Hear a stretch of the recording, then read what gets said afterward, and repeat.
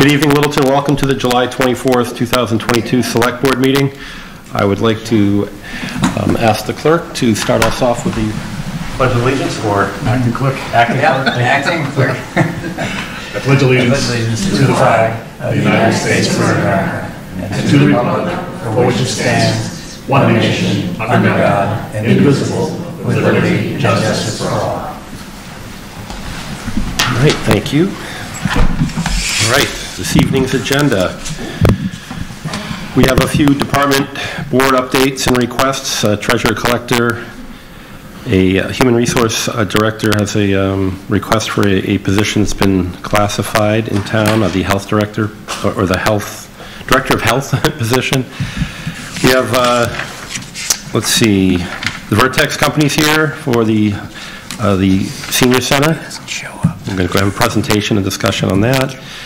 The Master Plan Implementation Committee will be going over the progress of our master plan. Our town planner is here. Just a discussion on Dean Lane, MBTA, community zoning, Durkee Farmhouse, and 550 King Street subdivision. And after that, we'll get into our member updates, our town administrator updates, and public input. We also have a standing agenda item like we had promised, I believe last meeting, the meeting before, where we will go over some of our major projects and just have a discussion on any updates that any board members have. We will get into select board discussions regarding our retreat and our goals and objectives for 2020, I guess fiscal year 24.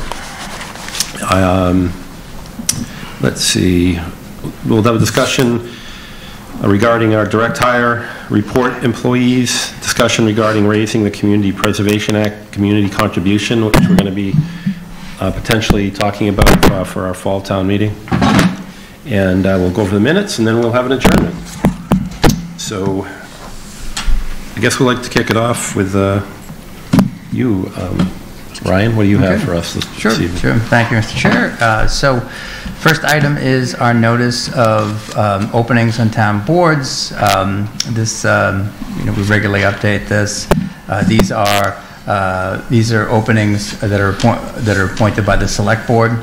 So you won't see, I think right now there are 2 openings on the FinCom, but that's an appointment by the school committee and the town moderator, which we're currently advertising and putting out there, but you would not see that on this list because these are openings on town boards as appointed by the select board. So if anyone in the audience or watching at home is interested, please reach out to the town administrator's office or the town clerk's office and or via online to put your application in for these openings.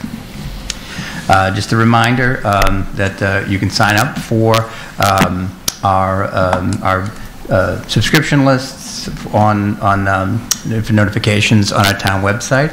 I would note that congratulations to our IT department and Nancy and Tom. We did go live last week with our new town website and receiving some feedback from the community on that, and so far so good. It's I think it's a really nice upgrade. I don't know if any of the board members have had a chance to take a look at it. Definitely a cleaner look and a different perspectives, and we're hoping that'll provide us with some more functionality as we move forward. So my thanks to the IT team and all of the other department heads that helped them get to that point. So again, I think it's something we've been promising you for a while, and now that's up and running. So so good news on that front. So this is a notice from Xfinity regarding municipal emergency trouble reporting procedures. This is just something really we keep for our office, but wanted to share with the board. Plastic bag reduction bylaw. There's a couple things here. So as a reminder, our November 1st, 2022 special town meeting, we had, through a citizen petition, moved forward with outlawing plastic bags at commercial establishments in town. So my thanks to Mark for reminding us about this. So we just wanted to share with you the note that we had sent out to all the retail businesses in town. I think the total list was somewhere around 70 entities, and then we are having our Board of Health intern follow up with select businesses to make sure that they are aware of this.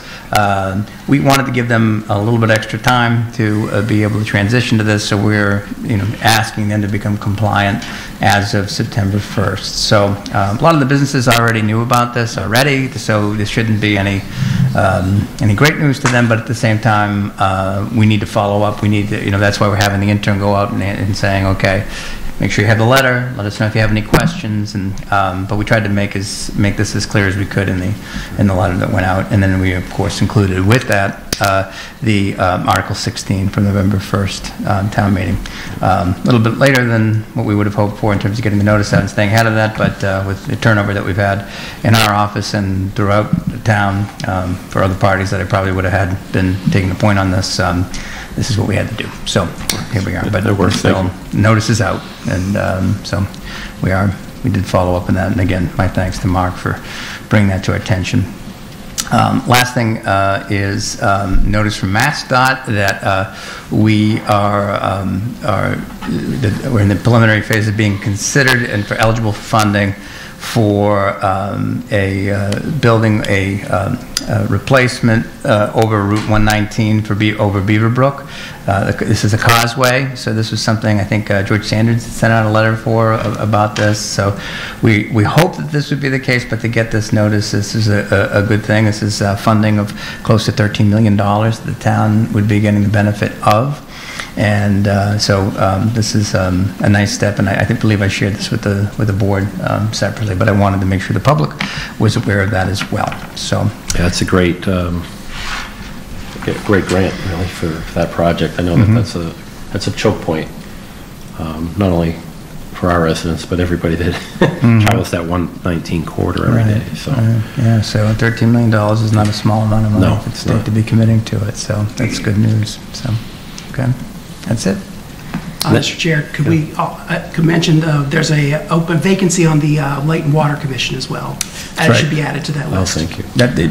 Right. And then and where that's is that what appointment is? That's a joint appointment. It's a joint appointment. Fair enough. And I think that we were getting that notice out too, with the hope being that they would come back. And that'd be a joint meeting at your next meeting, which is on August 14th. Great. So anyone who wants to apply can go to the website. Thank you. Fill out a form as anyone else would, right? Thank you. Yes, appreciate that. That was Mr. Carr is vacating. Mr. Carr, yes. Correct. Thank you. All right. Good. Okay. All right. So moving on to department updates. Our first item here is Treasurer Collector. Robin Haley is here with us to ask for your support to approve of $29,438,000 in Massachusetts Clean Water Trust loans. So, Robin, that's Correct. it? Hello. As part of the Littleton Sewer expansion, we've applied to the Mass Clean Water Trust for the project funding. The trust has approved an interim financing agreement for the town in the amount of $29,438,000 at 0%. There are two authorizations. One, Article 12, October 21st for $25 million. Article 23, May 2023 for $4,438,000. And I respectfully ask for your vote. Sign the docs. We can't beat the rate. So what's that? We can't beat the rate. No, not too bad. I wouldn't. Still not bad. And as Robin and I talked about, unfortunately, with this, we also have to go through and do the long form on this, so that this is entered into the record of your minutes to know that you approved of this at this meeting. So known this has been coming. So and we've been in active conversation with some of the members about this process. So this is the formalization of that effort, so that we can move forward. Any discussion from the board? Any questions? To Brian's point, it's something we knew was coming. It's just a matter of administrative, formalizing it. And Robin, I believe you have the paperwork that they could sign after the meeting. So yes. after the motion. After the motion, yeah. All right, Takes a lot of reading. I look for a motion here then. Yeah. So if you want this, there's the whole thing. So take a deep breath.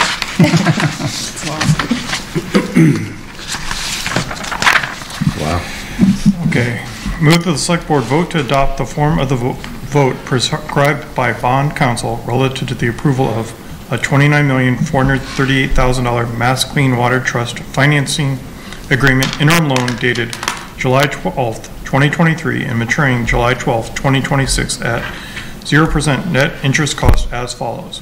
1, that the town shall issue a bond or bonds in an aggregate principal amount not to exceed $29,438,000, i.e. the bonds, pursuant to Chapter 29C and 44 of the general laws and votes of the town passed October 25th, 2021, Article 12, as amended by vote of the town passed on May 1st, 2023, Article 23, for planning or construction of sewers and other water pollution control abatement infrastructures, also known as the project.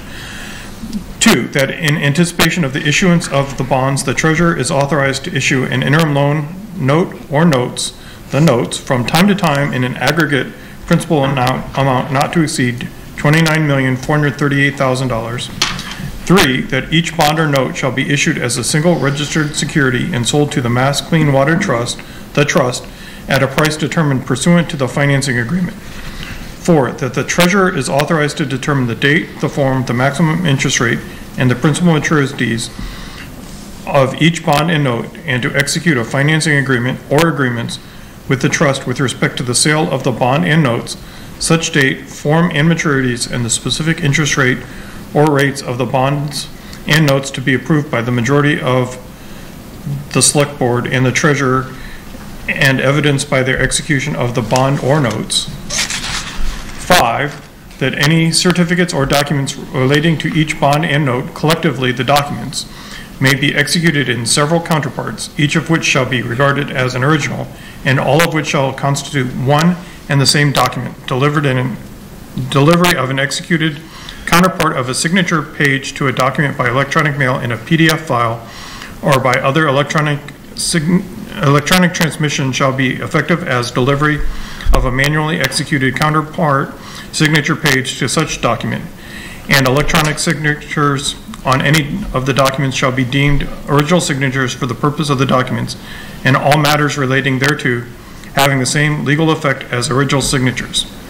6, that all actions taken to date by the town and its officers and agents to carry out the project and its financing, including the execution of any loan commitment or agreement by the treasurer, are hereby ratified, approved, and confirmed. And 7, that the treasurer and the other appropriate town officials are each hereby authorized to take any and all actions necessary or convenient to carry out the provisions of this vote, including execution and delivery of the financing agreements and project regulatory agreements relating to the project.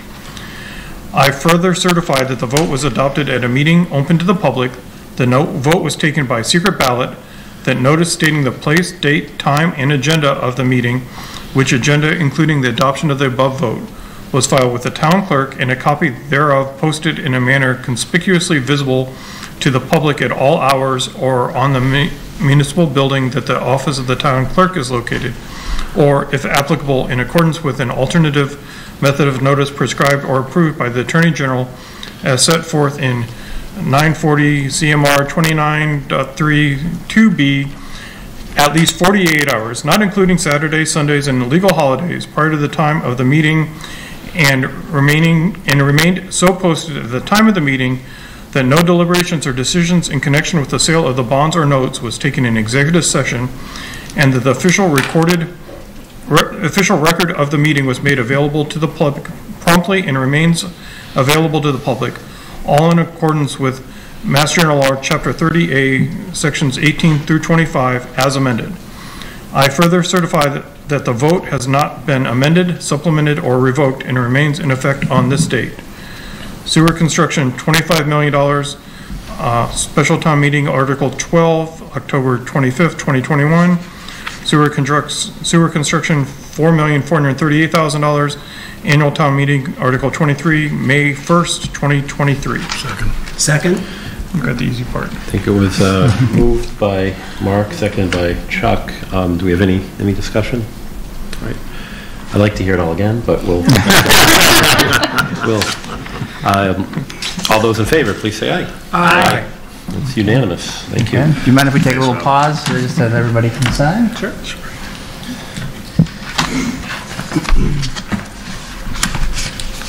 We'll be moving on to the human resources. Yes. Yes, I can start that if Yeah, I mean, everybody's signing it so we can keep things moving. I can have Mr. Schmidt, I'll have you come up, if I could, as well. Sure. Okay. As a member of the Personnel Advisory Committee, that I should say first and foremost, Michelle sends her regrets.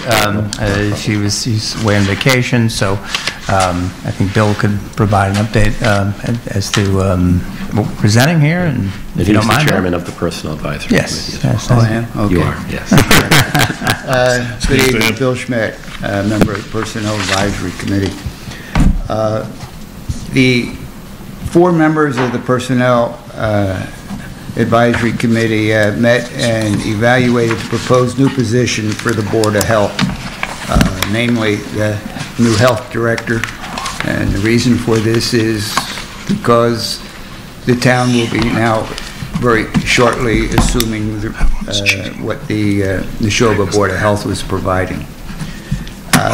In the process of evaluating this position, all 4 members that were present, there's 1 vacancy, the evaluations came out in 1 grade 15, 2 grade 16s, and 1 grade 18. The overall average, after discussion, came out into a grade 16. This is a little different than I think what the Board of Health had previously envisioned, that the position would be in a grade 17. However, upon discussion at the meeting, we figured that it would be difficult for this position to be accepted by a lot of the town employees and the department heads and managers if it was higher than most of the grade 16 managers. So the Personnel Action Committee recommends a grade 16 for the health director. All right. Any questions or discussion on that? Did you discuss this grading with the Board of Health? Yeah, the Board of Health was present by 2 members, 1 virtual and 1 at the meeting. Okay, thank you. Any other comments? No discussion. How does the 16 relate to the other director positions we have in town? Yeah, the library director, counseling on aging, park and rec. It's just 3. Yeah, HR, IT, Those are all 16s as well? all 16. Yeah. right. I wasn't sure, based on the language, so this person, the director, is going to report directly to Ryan? At this Yeah. point, to the town administrator? It will. It's going to have a dual reporting to the Board of Health for function and line authority through town administrator. It may be something, Karen, we may, I know this is one of the sort of agreements that we had in place with, some of these, with the boards and what have you, so maybe something we do want to provide some clarity with. It would certainly be my preference to be clear about that, but I think it shouldn't pause anything in terms of us moving forward here, but it's a good point. Yeah. Similar to the MOU that we have with Park and Rec. Correct. Right, so yes, that's... in review of some of the Park and Rec, of that MOU, we realized it was out of date. Right. Current board members had never even seen it. So It doesn't make it out of date. It does make it out of date, but it's still in right. place. Right. So we're looking over at the MOUs that are basically the direct positions that are appointed or part of an elected board, like the Board of Health, Park and Recs Commission. And that MOU is just giving our town administrator that authority for the performance ratings and different functions, the day-to-day operational functions of the supervisory capacity over the position. And so who's going to be making, if we approve this, then who makes the hiring decision after it's advertised? So the hiring action actually comes from the Board of Health. The elected board. The elected board, actually, they'll interview and they'll select the individual. And then the MOU gives the authority over the position for day-to-day operations, operational control to the town administrator. I guess my question on timing is why are we not clarifying this before we advertise and before we proceed with the hiring It's clear. process? It's clear in the job announcement, not necessarily the position description really talks about what their function is, where the MOU and the hiring announcement will specify what that looks like. Okay. So the announcement isn't necessarily going to be a copy of what we're voting to. Right. This is we're basically just approving the grade of this position as it relates to functionality in the town and the duties assigned to it. And in the past, the announcement has been. It's a new position, so that's part of, but it also underscores more what you're saying, which is that we, knowing what those, ground rules in terms of the, day-to-day management. I mean, I certainly would like to have that. Yeah, Bill, I would definitely make sure that we, in the announcement, we'll work with Michelle on making sure that it is discussed that, yes, position is under the authority of the Board of Health, but through an MOU. We'll actually have that, will have to be written into the announcement, just to make sure. Because I know where it is new, that makes sense. Yeah, I'll make sure it's in. We don't want any surprises. Right. Yeah, so thanks. Thank you, Karen. Okay. That's it. Any further? No? All right. I'll look for a motion for approve the position. Move the select board vote to approve the Director of Health job description as an FLSA exempt grade 16 position. Second. Moved by Mark, seconded by Matthew. All those in favor, say aye. Aye. It's unanimous. Thank you, Bill. Thank you. All right, so moving on. The Center of Shattuck Street planning update from owners, project manager, OPM, Vertex Companies, LLC. Good evening, gentlemen. Mr. Chair, if I may, it was listed here as this would be a presentation by Vertex and Vertex's representative, Brian Forrs, but we also have a representative from our architect and our owners, and our project manager at risk. I don't know if I'm getting that right, Phil. No, that's good. All right, thanks. That was close. So help me out here. That's I'll let Brian do the introductions. How's that sound? That was my. There you go. Well, first off, thank you very much for having me, and I appreciate Ryan for helping coordinate getting us on the agenda today to provide an update on our senior center project. My name is Brian Forrs. I'm with Vertex Companies. We're the owner's project management for the project. To my left is Drayton Fair. He's the principal for LLB Architects. He oversees the MEP and all the other engineering consultants. And to my right is Phil Balboni, senior project manager, Commodore Builders. He's our construction manager at risk. We also have a representative from our PMBC, and Liz and some of her staff and boards are here as well that also kind of round out our project team that we've been working through. Next slide, please.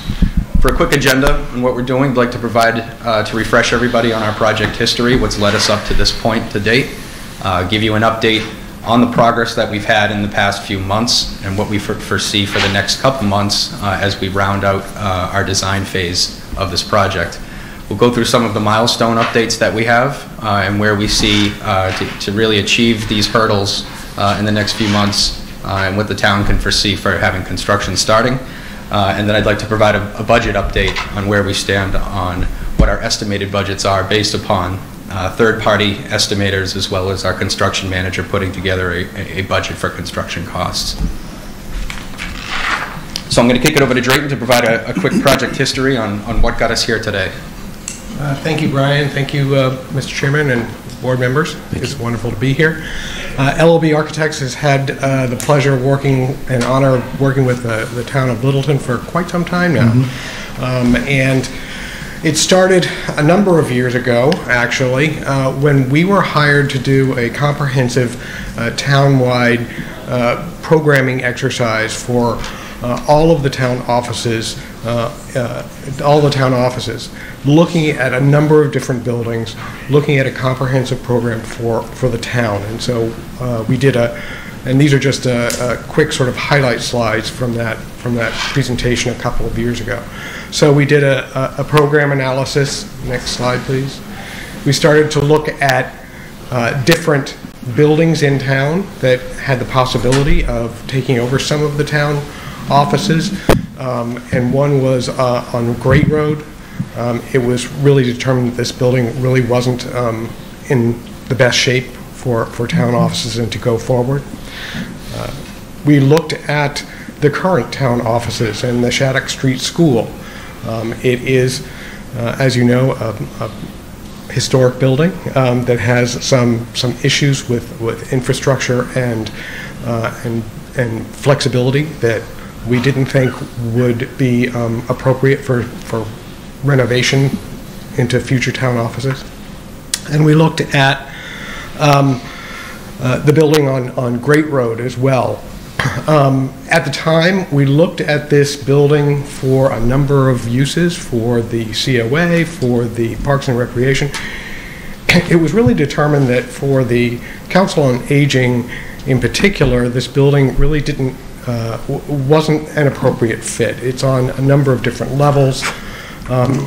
It had a number of offices with very high windows. Supervision was going to be a little bit of a problem, and it turned out to really be too much space for the Council on Aging. So at that point, we turned it back to? Yeah, sure. So that kind of shows what the space needs and the analysis that was done by our design team. At that point, we were charged with the senior center being the focal point of the project going forward. And just as a reminder, I did put up here, I received some numbers from our town treasurer, the appropriations that have led up to this point as well.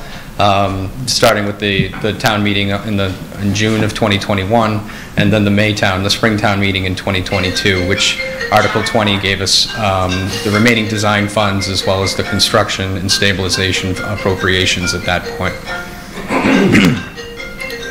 Next, please, to go into our schedule at what we had done at that point.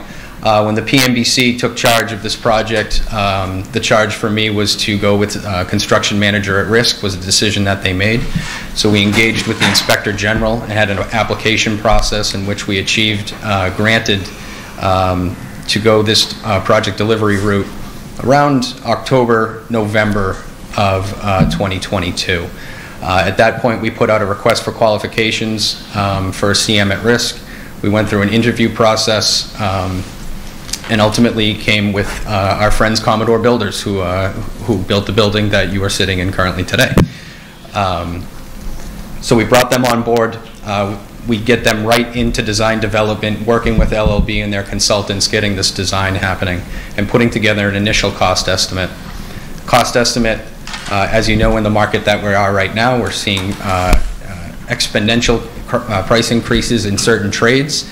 And I'm going to kick it over to Commodore in a minute to show some of the value that they bring during this pre-construction effort to try to value engineer some of the project without sacrificing any Liz's space needs in the building. So we've gone through some value engineering efforts and some additional cost estimating to do some different ideas throughout the design.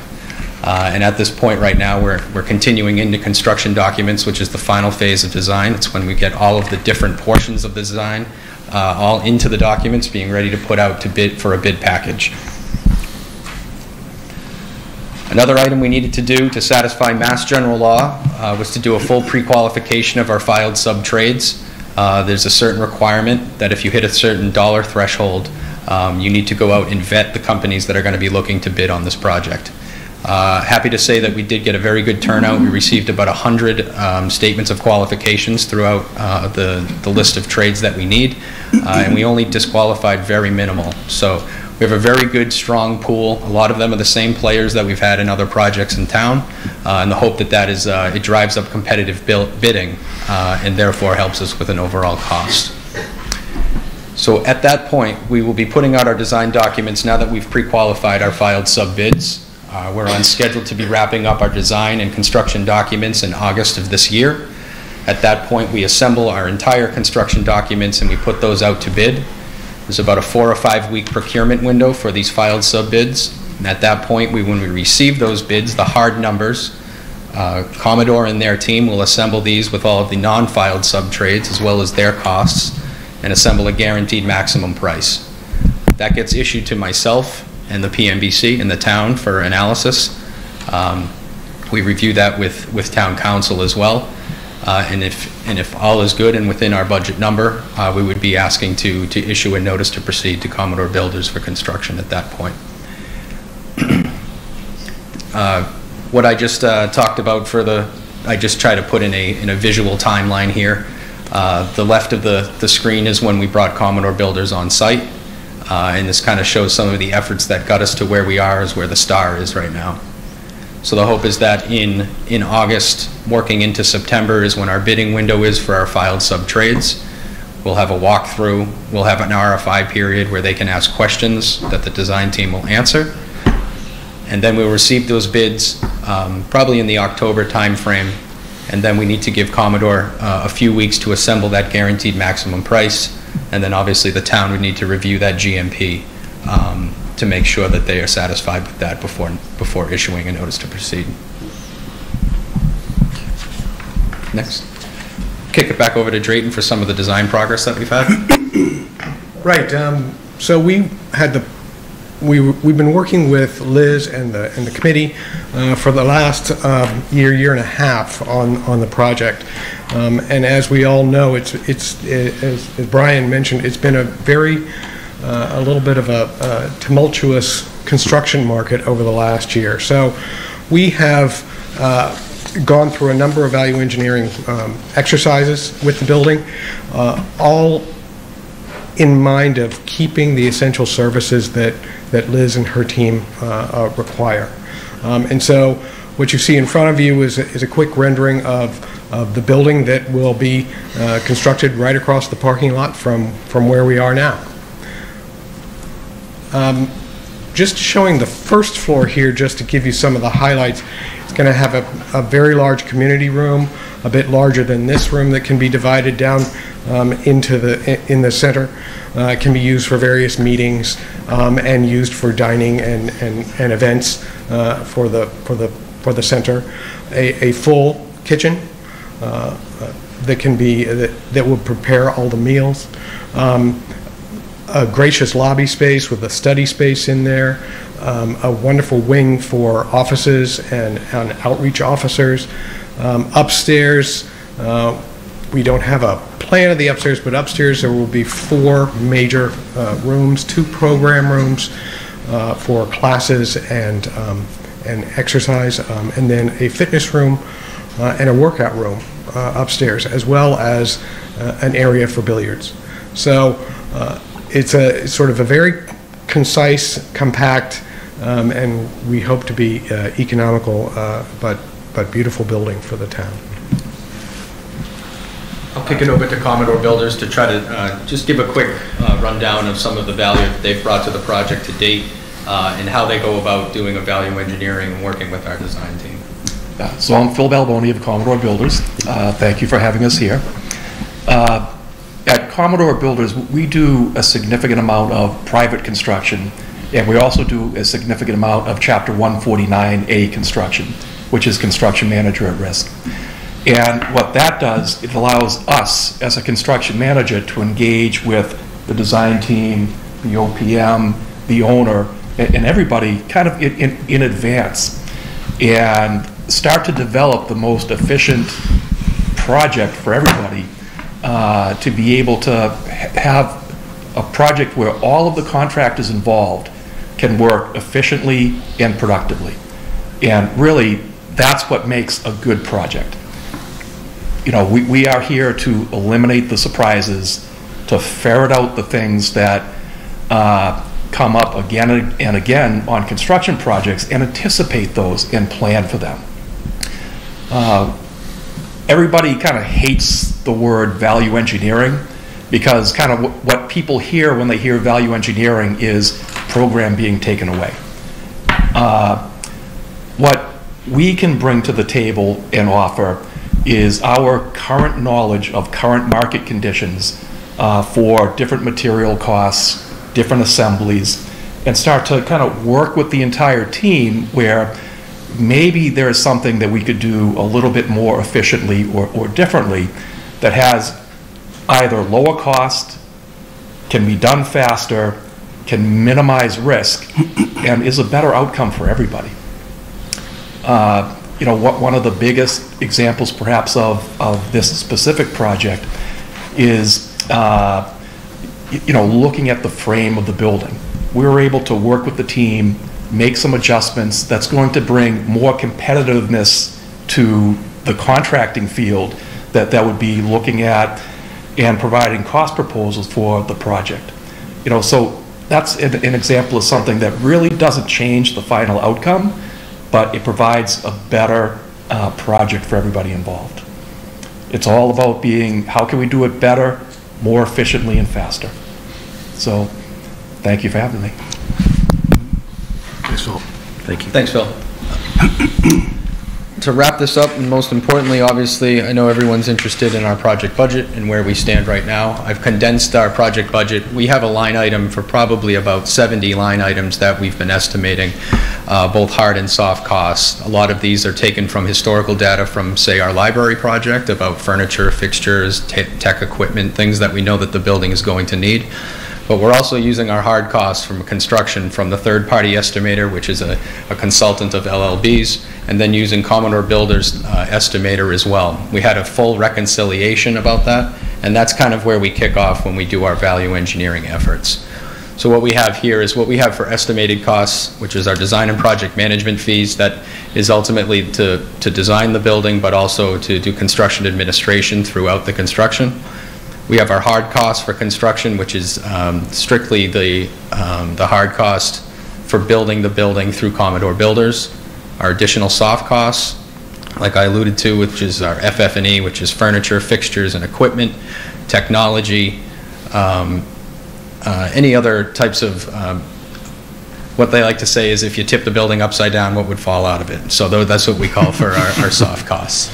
And then we do have a line item for contingencies. And now, that does seem like an eye-opening number to start, but these contingencies consist of not only construction contingencies once we begin the project, but also we're holding some contingencies for a design at this point as well. We're not going to know exactly where we stand until we have our filed sub-bids present their numbers in 4 to 5 weeks. That makes up about 40 to 50% of what the construction cost is going to be. So we've done our best by getting 2 separate independent estimators, reconciled them, but we still want to be able to build in some contingencies so that we are not caught off guard by any filed sub-bid pricing. I've also parsed out the committed costs, which is what we have a contract for to date between LLB, Vertex, and Commodore Builders, and then what has been spent to date. The spent to date, what that reflects is that we have yet to be invoiced for all of the construction documents at this point, as well as the final pre-construction efforts from Commodore Builders. So thank you. We can open it up to the floor for any questions. I'll look for any questions from the board.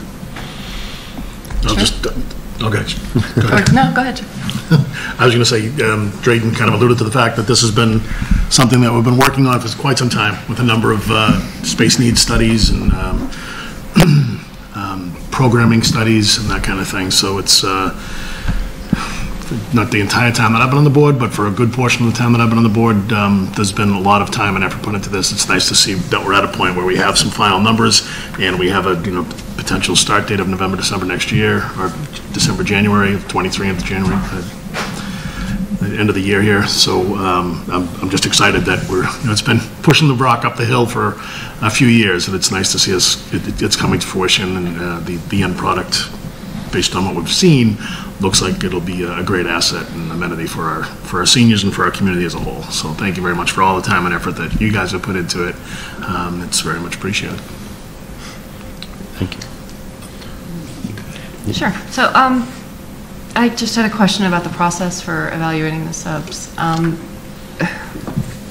During that process, there was a query for references, right? And are the references provided by the project manager, by the end customer? So as part of the pre-qualification, there's several different criteria that they have to meet, including project references. Mm-hmm. We have a pretty robust scorecard that we go through that details exactly what they need to do and the minimum amount of numbers that they need to hit. Mm-hmm. The contractor, as part of their qualifications when they submit them is their project reference that they put in their own statement of qualifications. However, there are times when maybe we want to get some more references. We can access their DCAM evaluation. We can actually find out other projects that they have been working on, maybe ones that they did not put on their reference sheet, that we want to make sure that we are satisfied with their work. The criteria that we try to put in our request for qualifications is making sure that they've worked in a project similar size, similar scope. You know, a senior center isn't very technical, but we still want to make sure that they've worked in a public construction around this side, maybe around the area that's used to a tight site with multiple building departments working near the construction area. And so that's what we do. We did, between us three, we did a lot of the reference checking, making sure we called other principals of design firms, other OPMs, other members from communities that were involved in their building committees, to make sure that those get vetted out properly. And I don't know if you can answer this, but the kitchen, does anybody know? I haven't been around long enough to know what the purpose of the kitchen is. I'm just curious. Oh, goodness. we'll let Liz get to it. But definitely a kitchen consultant here. So. Definitely a critical part of the senior center, for sure. So the question is, why is there a kitchen in the senior center? Yeah, sure. Okay, so within the scope of what we do, we host Minuteman Senior Services, who provides all the Meals on Wheels to this community. Just over 5,000 Meals on Wheels go out through our kitchen Monday through Friday. That's annually 5,000. We also have a congregate lunch every single day, Monday through Friday, that you can stop into the senior diner where the food is prepared. On Thursdays, we have a soup and sandwich lunch in addition to the congregate meal, and we do 3 breakfasts a month out of that kitchen. So it gets a lot of use. So we have to have a full commercial kitchen. Makes sense. Thanks. Thank you. Actually, can you wait? I have a question for you. Sure. Too. But can I go? Or do you want to do more? No, I'm done. Thank you for asking. Can you talk a little bit about, like, when you are making changes and reducing the scope to get into the cost, like how that's gone and what you've lost? Sure. And you know, yeah, has there been anything that you felt was significant that had to get cut? The fireplace. No, actually, the cuts have been very minimal to the programming. The most significant ones, I would say, so far that we've talked about are the square footage swaths throughout the building. So through the main lobby area, about a 3-foot wide swath, and then debating a 1-foot wide swath through the middle of the administrative wing where the staff offices are. So nothing that would affect us programmatically in terms of any of the program rooms upstairs. They're still going to be the size that we need, accommodate what we need to hold in those rooms. But I still do want that fireplace that had the double sides, yeah. No, we haven't lost anything significant. And the swaths are just literally to reduce the footprint of the building, Yes. Right. like per square foot. Okay. Exactly. Smaller walls, I guess. Yeah. All right. Thank you. Thank you. I guess, did you have anything, Mark? I've been involved in the project a lot going forward. The only thing I'll add is that the cost doesn't include things like replacing the tennis courts that are going to have to come from another funding source. So Right. Right. I know the public's not going to let us forget that. So definitely have ideas for that we've talked about. So we just have to keep that on this project timeline, try to make sure we're ahead of it. one other, I assume that the cost now has contingencies built in for winter construction things now. Yep. So this is, it looked like, is it a 14-month project? Is that what I saw? So around the late winter of 2025? Yes. Or early 2025 project should be complete, so for the spring. Correct. Okay. Last thing is, I know Mr. DeCoste and I actually spoke to residents on Shattuck. I've been getting pinged a little bit on, this is going to help actually, because I think a lot of people were concerned when the timeline was, and when, my God, they're going to be tearing up the road, doing this, that, but this is going to help that part of it.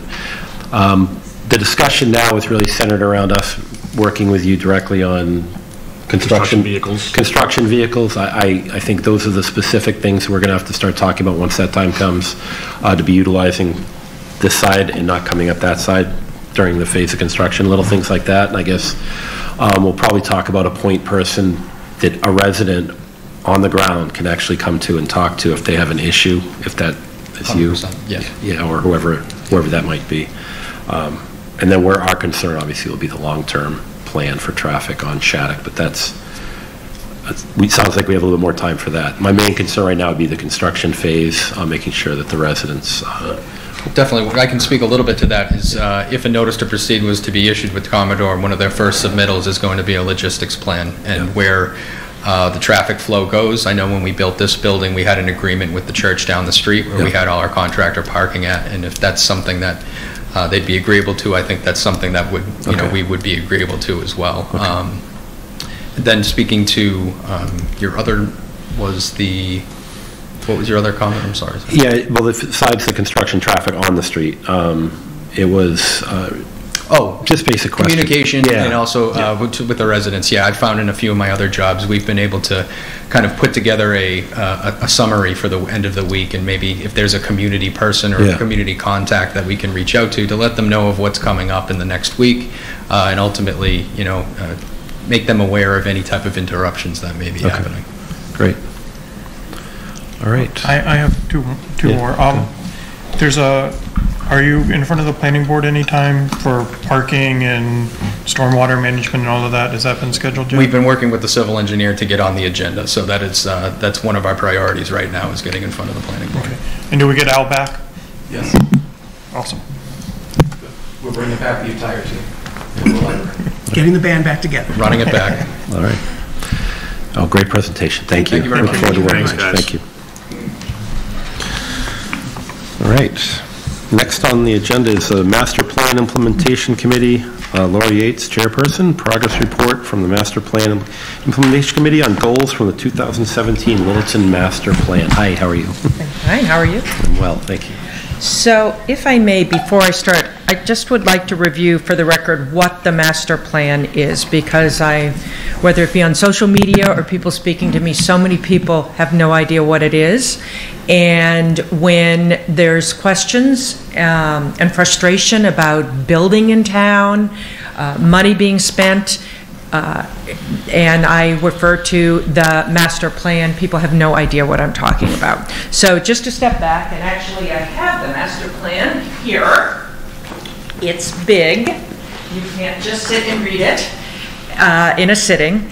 But the master plan was originally conceived in 2002 and was finally executed in 2017. And everyone from the community was invited to come to meetings. We had many meetings. They were very interactive. It was executed in 2017. And the purpose is, it was conceived as a roadmap for future development in Littleton.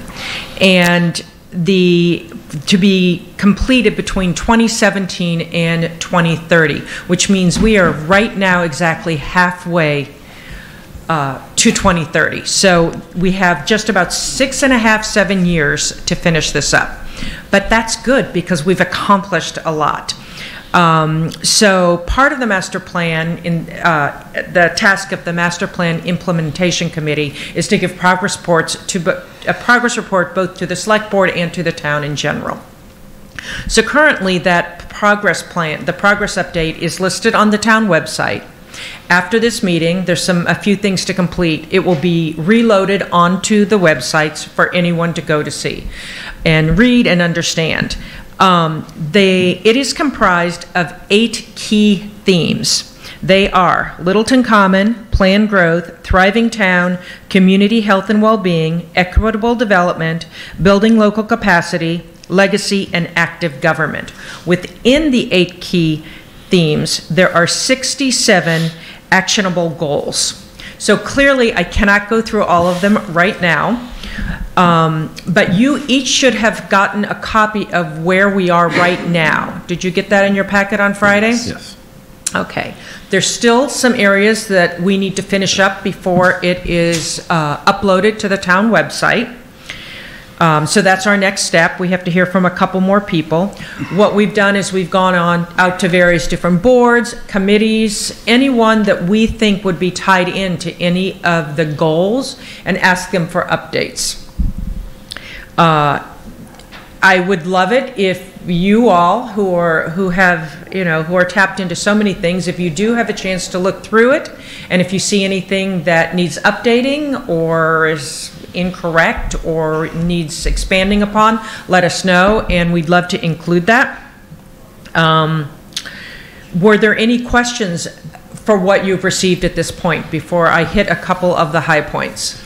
Yeah, I think a question that I had right up front is, has there been anything that the town since 2017 has really gone out of bounds on?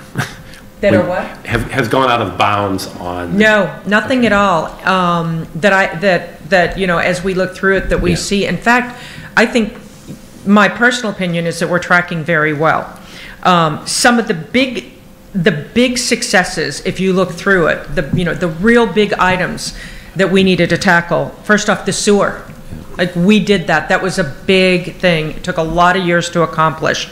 So many conservation efforts that include everything from open land, open space, to creating sidewalks and bicycle paths and connecting trails. The creation and passing of form-based code. So all this development we're doing in the Common has regulations. You have to have sidewalks. You have to have parking behind buildings. Architecture has to be indicative of a New England town in some way. All really, really positive things for our town. The overhaul of the over 55 bylaw. More transparency in town. We now have an open checkbook that you can go and understand our town finances. There's been a creation with the select board of having office hours. Fantastic. And the new website for the town. People, there's a lot of interest in, or I should say frustration, that people don't know what's going on around town. At this point, there's no excuse for it. Everything is getting posted now. You just need to look.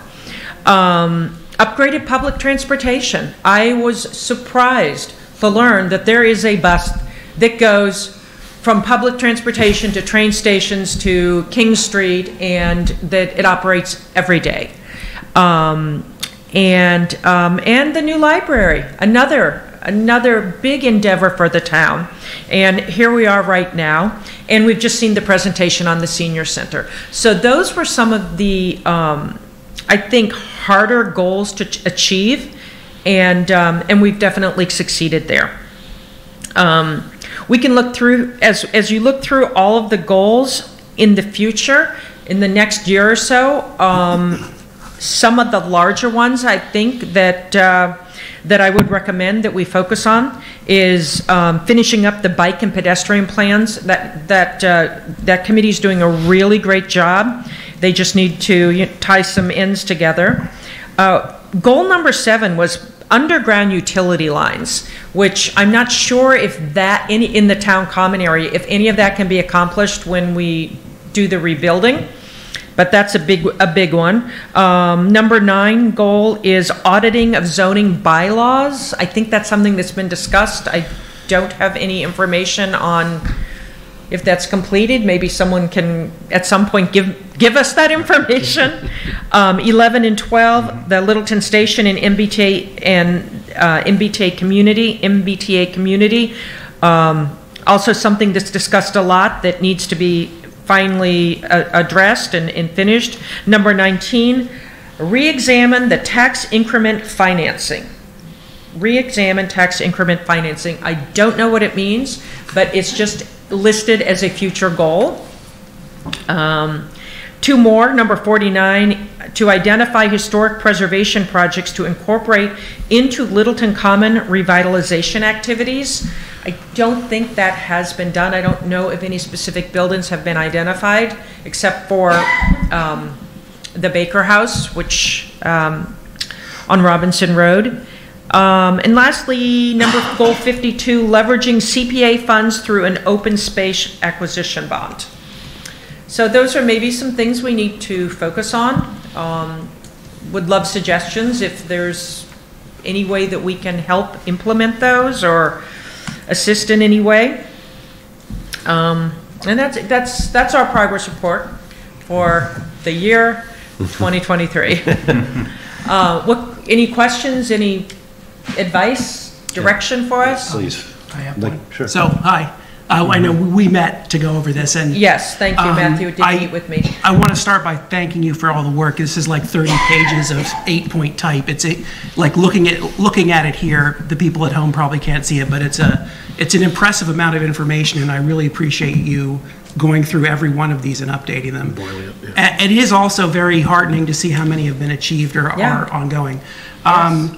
So I just wanted to thank you for that, and to sort of acknowledge that this is a really amazing framework. When people say we don't know what we're doing or that we're flailing around, the truth is that we actually seem to be making steady progress in the right direction in many ways, and that we have a guide and that we should use it. And I'm very happy you brought this to us. I've been on the board for 4 years now, and this is the first time that anyone has updated it, so thank you. Well done. You're welcome. Anyone else? Okay. I'm just going to jump in with as far as a TIF, the tax increment financing is that's a mechanism that the town can use to realize future real estate tax revenue by us offering some incremental relief to a developer or a business that were coming to town. We've done a few of them with different results. Some of them have worked quite well, and some of them haven't. So it's a mechanism that allows us to. Patriot Beverage is a good example. They're a very fine plant that was vacant. We weren't getting a whole lot of tax revenue out of it because it was a vacant building. And when Patriot Properties came to us, they were seeking to get some tax increment financing from the state. The state said, well, if you can get Littleton to give you something, then we'll give you something larger. And so we went to town meeting. We said, if we give up something, I want to say it was either $25,000 or $50,000. It was a relatively small amount in relief that we had to offer to Patriot Beverage in order for them to get a lot of money from the state, which gave them the available funds to build out. And they're actually looking for more space now. They're doing so well that they're looking for additional space to do more distribution. And that ideally they'd like to stay in Littleton to do that. So that's a success story, but I could also list a couple that weren't so successful. And they're usually attached to hiring a Littleton person. How many, maybe X amount of your personnel hires will come from Littleton, things like that. We can attach a lot of interesting things to it, but it's really when you see some of the empty buildings around, we need to really consider these type of things to draw in this commercial business. It's an economic development incentive. It really is, and if it's used appropriately, it's a huge benefit to both the business and the town, especially long-term for the town. Yeah. So, thank you. Thank you for Thank you very much. Yeah, I have one question for you. Sorry, wait, there's more. Yeah. Just one more thing. I thank you for the presentation and the update. It's great. Yeah. For some of these things that what's up on the screen there says we're asking about historical plaques and things, or a historical commission has been asked to add something to it. Who's following up on those? Are you doing it, the master plan implementation? Who updates these goals? And So who's following up on? Yes, who's following up on this? Just specifically picking on this one. Goal, is that what you're well, this one says the plaques were asked in 2019. Has anyone followed up on that? Well, there's one that says the historical commission was asked to add something to the agenda. Who's the NAT driving this from the historical society or any of the other boards to make sure that they're doing these actions? What we have done, and I have backup for everything, as we go out to various different boards, and you start, you're going through and you see something about open space, then you're talking, and this is with Matthew and I sat down, who do we call about open space? You see something about planning board, who should we be dealing with? Well, Delisa Laterza is our planning board member. And Karen is actually our impact member, but I met with Matthew only because of his history with the board. So we're reaching out to everybody we think will give us the answer. And but we, we don't, that's why if you look through the document, there's some things that are highlighted in yellow that we didn't know either who to go to or we didn't get an answer back. I have a couple people who are answering me this week. The fire department, Park and Rec, had a few open items. So those are the things that need to be updated before it's actually uploaded to the website. Okay. You're not chasing anybody to do these. You're just chasing them for answers about what they've done. Mm-hmm. Yeah. Mm-hmm. Okay. Thank you. Yeah. Thank you. Thank you. Thanks. It's a great review to remind us where we are. So thank you. Thanks. Thank you very much. Thanks.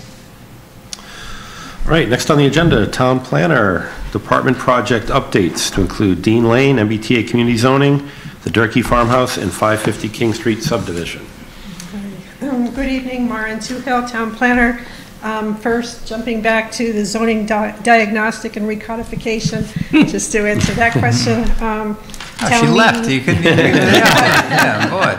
The town meeting did approve $32,000 to start the process. I've put in for one of the one-stop community grants for additional grant funding that would allow us to do from soup to nuts zoning diagnostic through recodification if we use the local funds as a match. But we won't hear about that grant until at least late this fall. So in thought process and in progress soon. Thank you for your time this evening. Update on Cooper Farm Estates and Dean Lane. This is one issue that we had a question that might need select board action, but at this point, probably none is recommended.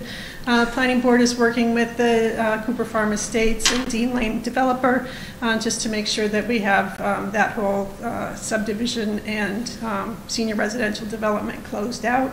There is one more lot on Dean Lane.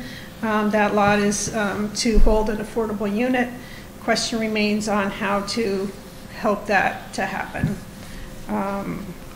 The planning board did have a discussion with the developer Thursday night, and the process is moving forward. Wasn't very lively at all, if anybody didn't watch that. Uneventful. From a very high level, we did have some forward motion. You're a survivor. That was pretty intense. So, yeah. So, and then MBTA Community Zoning work, planning board met with the consultants again Thursday night and provided recommendation that they would like to see the zoning written specifically for the 245 Foster Street site, or a portion of the 245 Foster Street site. This is the 34 acre open parcel that's immediately adjacent to the commuter rail station. The town is required to amend our zoning bylaws to allow multifamily by right in a district that's within half a mile of the commuter rail station. The town planning board would like to see the zoning done at the 245 Foster Street. That also allows us to use all of the work we've done at Littleton Common with the form-based code and the King Street Common form-based code, all the work that we've done there to have that count as the majority of the rezoning that Littleton, the majority of the zoning that Littleton has in place to meet MBTA communities requirements. I threw in here assistant town planner. Still hoping for the unicorn to show up. HR was able to refresh the announcements and the job opening announcement, and we've gotten a few new applications, some of which look very promising. Sooner the better for me. Let's see, King Street Common, 550 King Street. Planning Board looked favorably on the preliminary subdivision application that was discussed Thursday night. had discussions today about what the timeline would look like for the next step, which is a definitive subdivision. Lupoli development team expects to have that application to my office probably by the end of August. So that will provide us some more detailed information on I guess that's just the next step in the development scheme. And then Durkee Farmhouse. This one is exciting because it's the first time that the Affordable Housing Trust has the opportunity to accept property. That parcel, 5-acre parcel with the historic farmhouse and the barn, is to be donated from the developer to the Affordable Housing Trust. The trust is working with town council and perhaps with some grant funds to figure out how best to utilize that property for affordable housing. It could be anything from flip it for sale and use the funds, use the proceeds to augment the Affordable Housing Trust Fund, or act as a developer, or I guess the options are fairly wide open for how the trust could approach affordable housing, using that to benefit affordable housing. Mayor, and just out of curiosity, is that it's a 5-acre property, does that include the possibility of putting more affordable houses in that block of 5 acres, or are we just talking about the footprint of the existing? That's open for discussion. It is, okay. My gut reaction to that is likely the existing footprints of the farmhouse, and then the barn is available. Yeah. But that would be a discussion for the Affordable Housing Trust. Okay. Can I jump in? Yeah. So if we were to accept, if the Affordable Housing Trust was to accept this parcel with the existing structures on it, is there anything where it's donation? Is it simply an as-is? This is, you take it as it is? That's pretty rough. There's no, I mean, there's no Title V, there's no Actually, inspection of the I property. believe Guthrie put in a septic for us. Right, there's a new 3-bedroom septic for the farmhouse. But the farmhouse and the barn are not in the greatest state of repair. Exactly. All right. So there's nothing that would, he wouldn't bring that up to any kind of code or anything, that's as is? Correct. Take it or leave it, okay. Thank you. It's a lot of work. Well, we're not good landlords. I have a couple questions. My understanding from the planning board meeting is that the current plan is for the planning board to suggest or to bring to town meeting a zoning for 245 Foster that satisfies the criteria for the MBTA communities. Is that correct? Yes, the timeline is for the fall town. Okay, and then the gentleman who was there, who was a representative of the owners at that meeting, he seemed to indicate that there was some kind of quid pro quo or trade-off to us using that property, but I wasn't clear exactly what he was proposing. Do you know?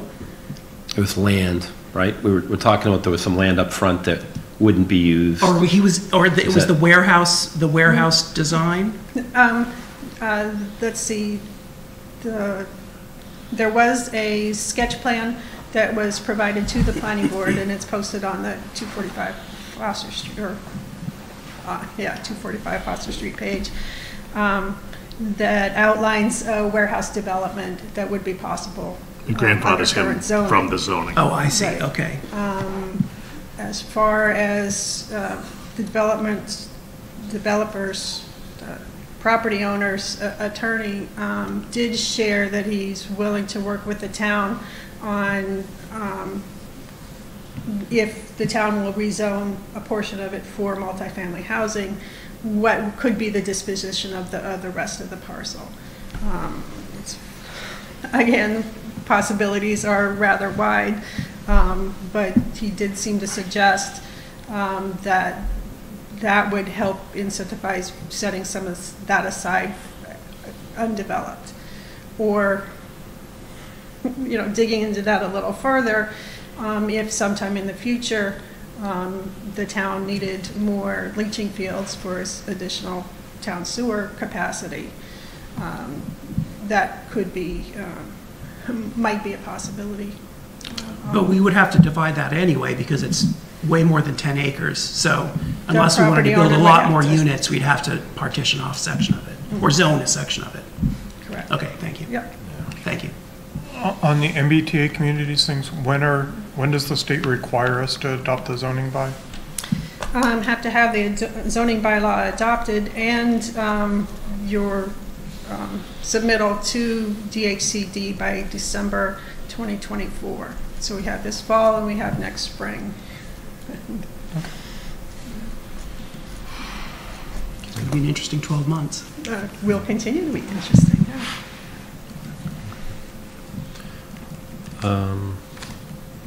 Yeah, that's all I had. I think you answered a question that I brought up at the planning board meeting, just regarding if we went to town meeting with all the lots discussed and let the town decide which lot to use. But that didn't seem like it was something that made a lot of sense to the planning board. At least that's the feeling I got. Right. So. The planning board has to make a recommendation to town meeting, Yeah. has to recommend what they, that this, best planning practice, that this is what is proposed. Okay. And see if that can garner the votes needed to pass about that town meeting. Okay. Thank you. All right, thank you very much. Thank you. All right, moving on. We have member town administrator updates. So, Ryan, do you have anything updates for let you go first? The other thing to say, just of note, we're working with PMBC to get in the owner's project manager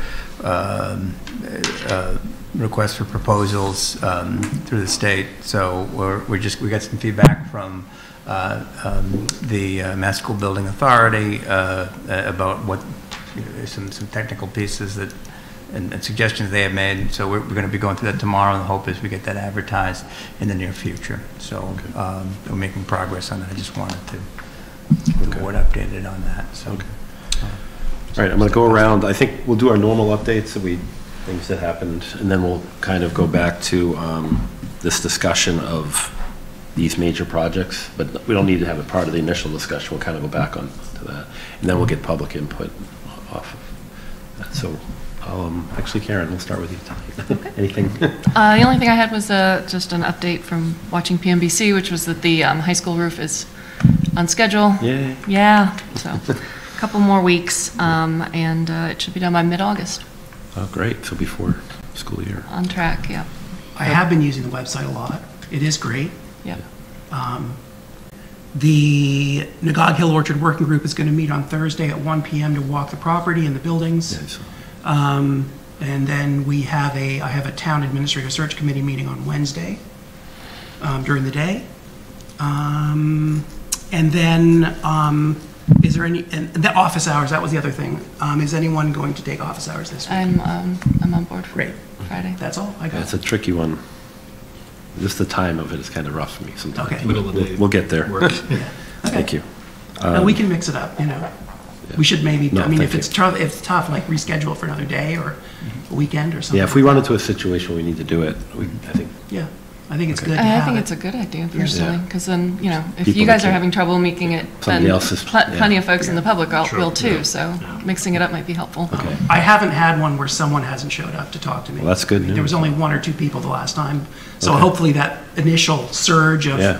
outreach has diminished, but people seem to still be interested in talking, which is great. Good. And again, with that too, just let us know in our office so we can help coordinate that Yeah. for you. It would just be a different block. Might be that same Friday Yeah, later. whatever it is the board needs to do. Okay. Well, I think this is a couple of things, and I know I kind of tipped my hat to the DPW last time, but after the biblical rains we've had over the last couple of weeks, I think the roads have been flowing pretty easily. They're not getting the same kind of flooding that I'm seeing when I go into other communities. So catch basins are being cleaned and culverts are being cleared, and so I appreciate that as someone who has a culvert on the side of my property, and if that weren't cleared, I'm pretty sure I'd be having some issues in my basement.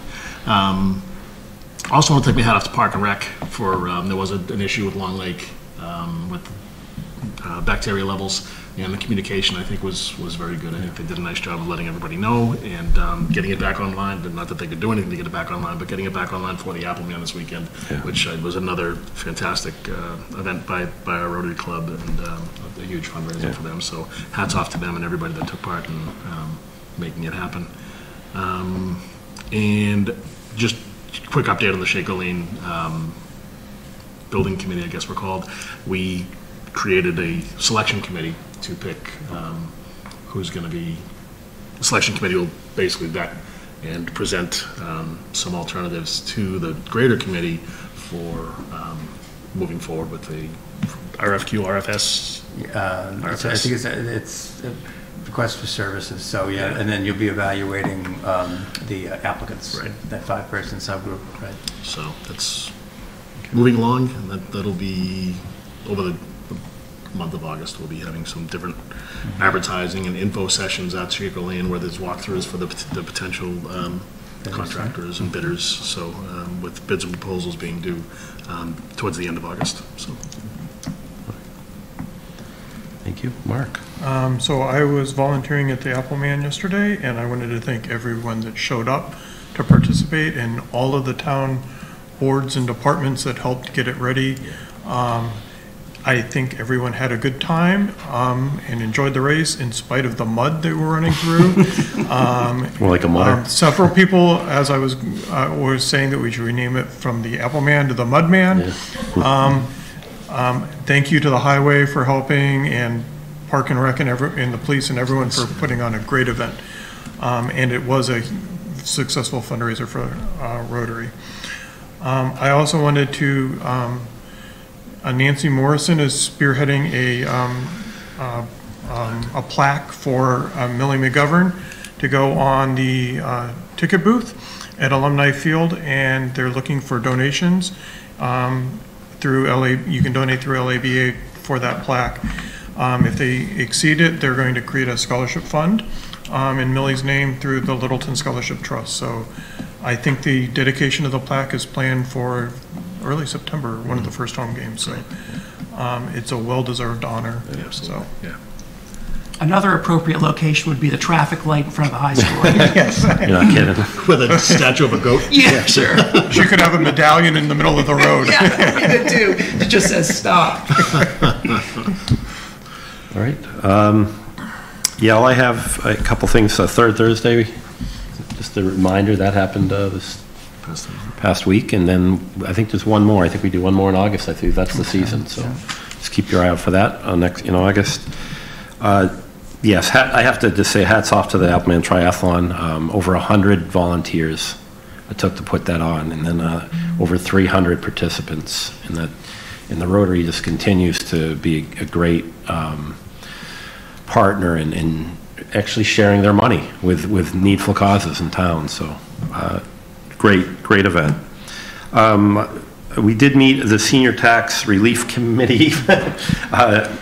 It meets regularly. Our last meeting, we decided we're going to be doing a presentation at an October, is it a luncheon? I believe it's a luncheon in October. Is that what we decided? Yeah. So, and this will be a presentation. We're going to try to do these regularly just to get the word out to seniors and residents in general on different tax incentive programs that are out there for seniors that not everybody knows in town, and some are very, very underutilized. So we just want to make sure first that the awareness is there for our aging population, that we do have some fantastic tax programs available.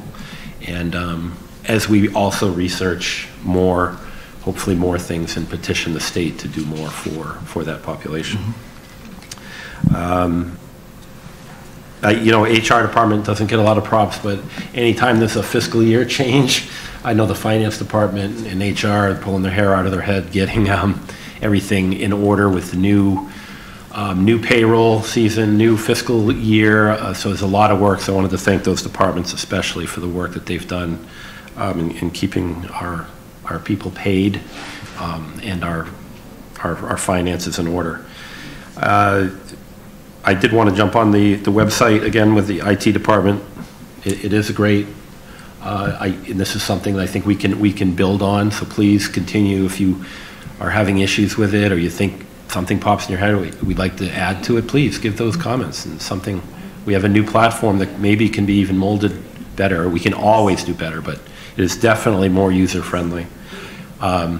If you're having trouble using it on your iPhone, go to a computer, a laptop, or even an Apple tablet. It's just visually a little bit easier to work with than sometimes the drop downs on a phone, very hard to see, but obviously on the computer, much easier to see.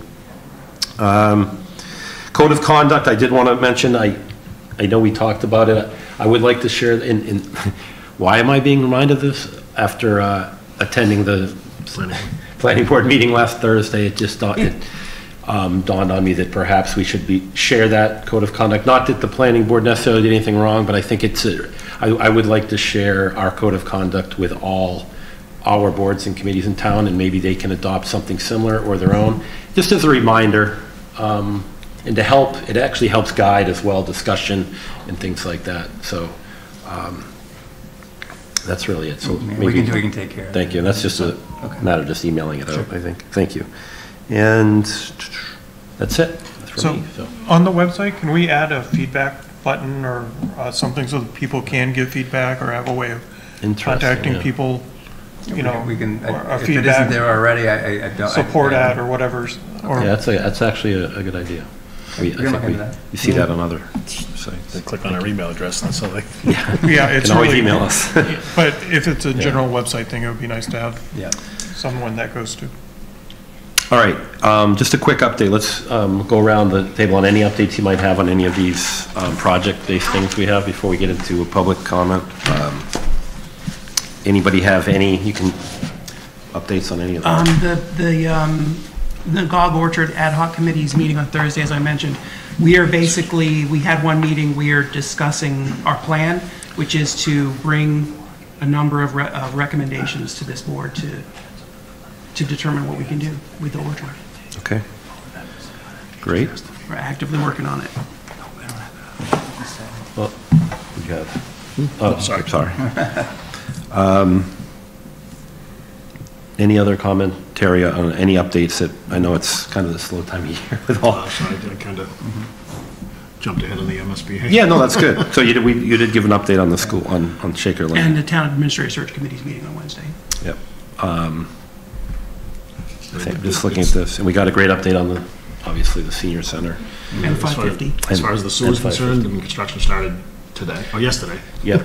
So I believe that went out to all residents. Well, not all residents, all residents who are on the sewer system, right? So that letter went out that I shared with the select board earlier. Yeah. We're working, treasurer collector, myself, on finalizing the letter that will say, okay, this is how much you're being allotted, and as well as then giving them options about payback period. And it's a 0% loan.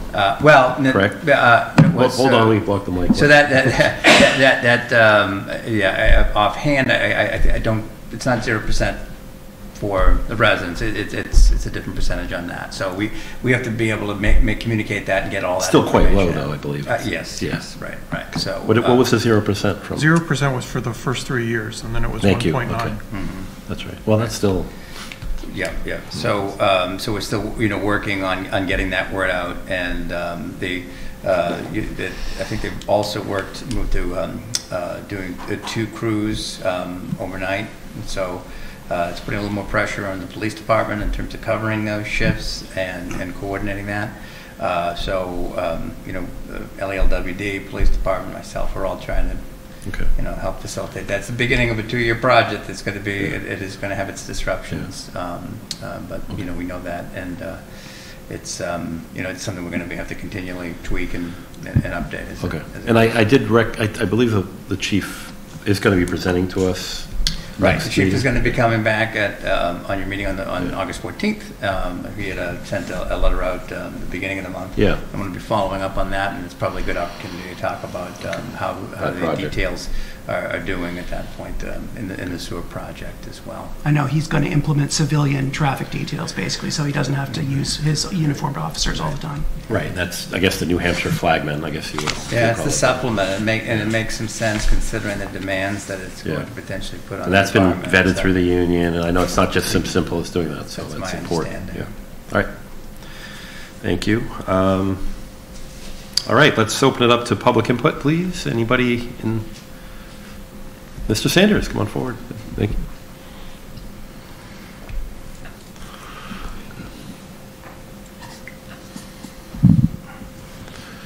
Good evening. George Sanders, 672 Great Road. Mr. Chairman, I have a question since you didn't ask the public when the update on the senior center. I have a question with regards. What is going to happen to the topsoil that's coming off that site? Is there a location that they're going to put it, or is it going to be transported out of the town, or is it going to be sold? I would like to know what's this. If you have an answer, I don't. I don't have an answer. I don't want to guess guess this, but I know that in other projects that we've done, we've stored it at the highway department, and I don't think has the committee. They haven't made a addressed it? determination Yeah, I mean, on what's happening. Yeah. Okay. Is there? Did you have a recommendation or a reason that you're thinking? I was just curious. I know that that's quite a amount of dirt that's going to come out of there. So we should know where it's going to go, or if we're going to sell it, because I know one project that was in town here, they sold it, that contractor rather, they hauled it out and it came through the select board here and he sold it. Okay. So I just wanted to make sure that if it is, you know, is that money coming back to the town or what here? Of course. Thank now, you. My concern here in telling you, I'm glad that MassDOT is going to replace that bridge at Beaver Brook. I've been writing to them for years, long before I started sending communication here to you all with regards to that, about the plowing of that bridge, the potholes down there, the accident that happened down there. They should have took care of this when they was putting the point in, but they didn't. And the same way with the bridge on 119 across I-95, I mean 495. And you have a letter that I sent to you with regards to that. I'm going to stay on top of that because I think that the long run of this situation, that the town is going to be built up to a point that you're going to have a blueprint that's going to be able to make a smooth flow of traffic on both sides of that bridge. And when 550 get built out, I mean, it'll be a few years down the road, but you can't wait until it's complete and then try to deal with it, because it'll be chaos down there, traffic. So I thank you. Thank you. All right, anyone else? Mr. Schmidt, please.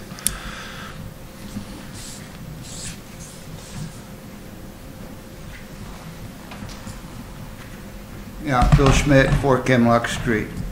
I'd like for the Board of Select Board to consider appointing the vacant PAC member slot to the Director of HR as a voting member. Since we have a vacant slot, I'm using an example. When I was Personnel Director for the town of Arlington, I was a voting member on the Personnel Board there. I've also looked into a few other personnel committees and boards, and several of them have the HR Director on that committee or board. Second, I'm going to make it real quick. Okay. I have a friend who is an orchard owner, a local orchard owner, and I asked her how come she did not respond to our RFP. And she's put it very distinctly, and she says, it's too damn restrictive.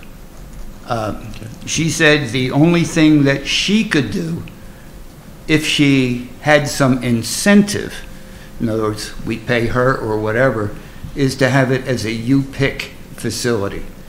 She said it could not be done as a commercial enterprise other than a U-pick. So, and I just quoted her directly on that, and she says, you know, what are you going to pay me to run it? Thank you. That's right in line with the feedback that we've heard, and we are addressing those issues now. Yeah. Thank you. But I just thought I'd bring it to the attention. I appreciate that input. Okay. Thank you. Thank you. Just a little bit further discussion on the Personal Advisory Committee. I think that's something we can speak to the HR director. If nothing else. I think Bill may have spoken to her already. Okay. I think it's a reasonable suggestion. It helps provide a full 5 members. And it's a tiebreaker. And you know, if the board were to so desire, we can bring it back to the board on your August 14th meeting.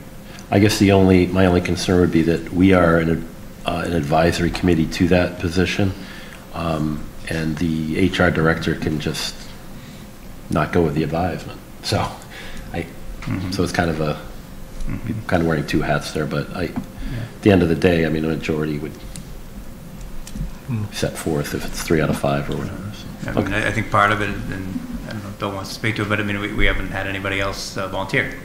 Right. So as such, you know, okay. All right. Well, you know, and maybe this is a reminder that someone else if anybody else wants to volunteer between now and then, they could do that as well. It's just, but so far there is that 5th slot. Okay.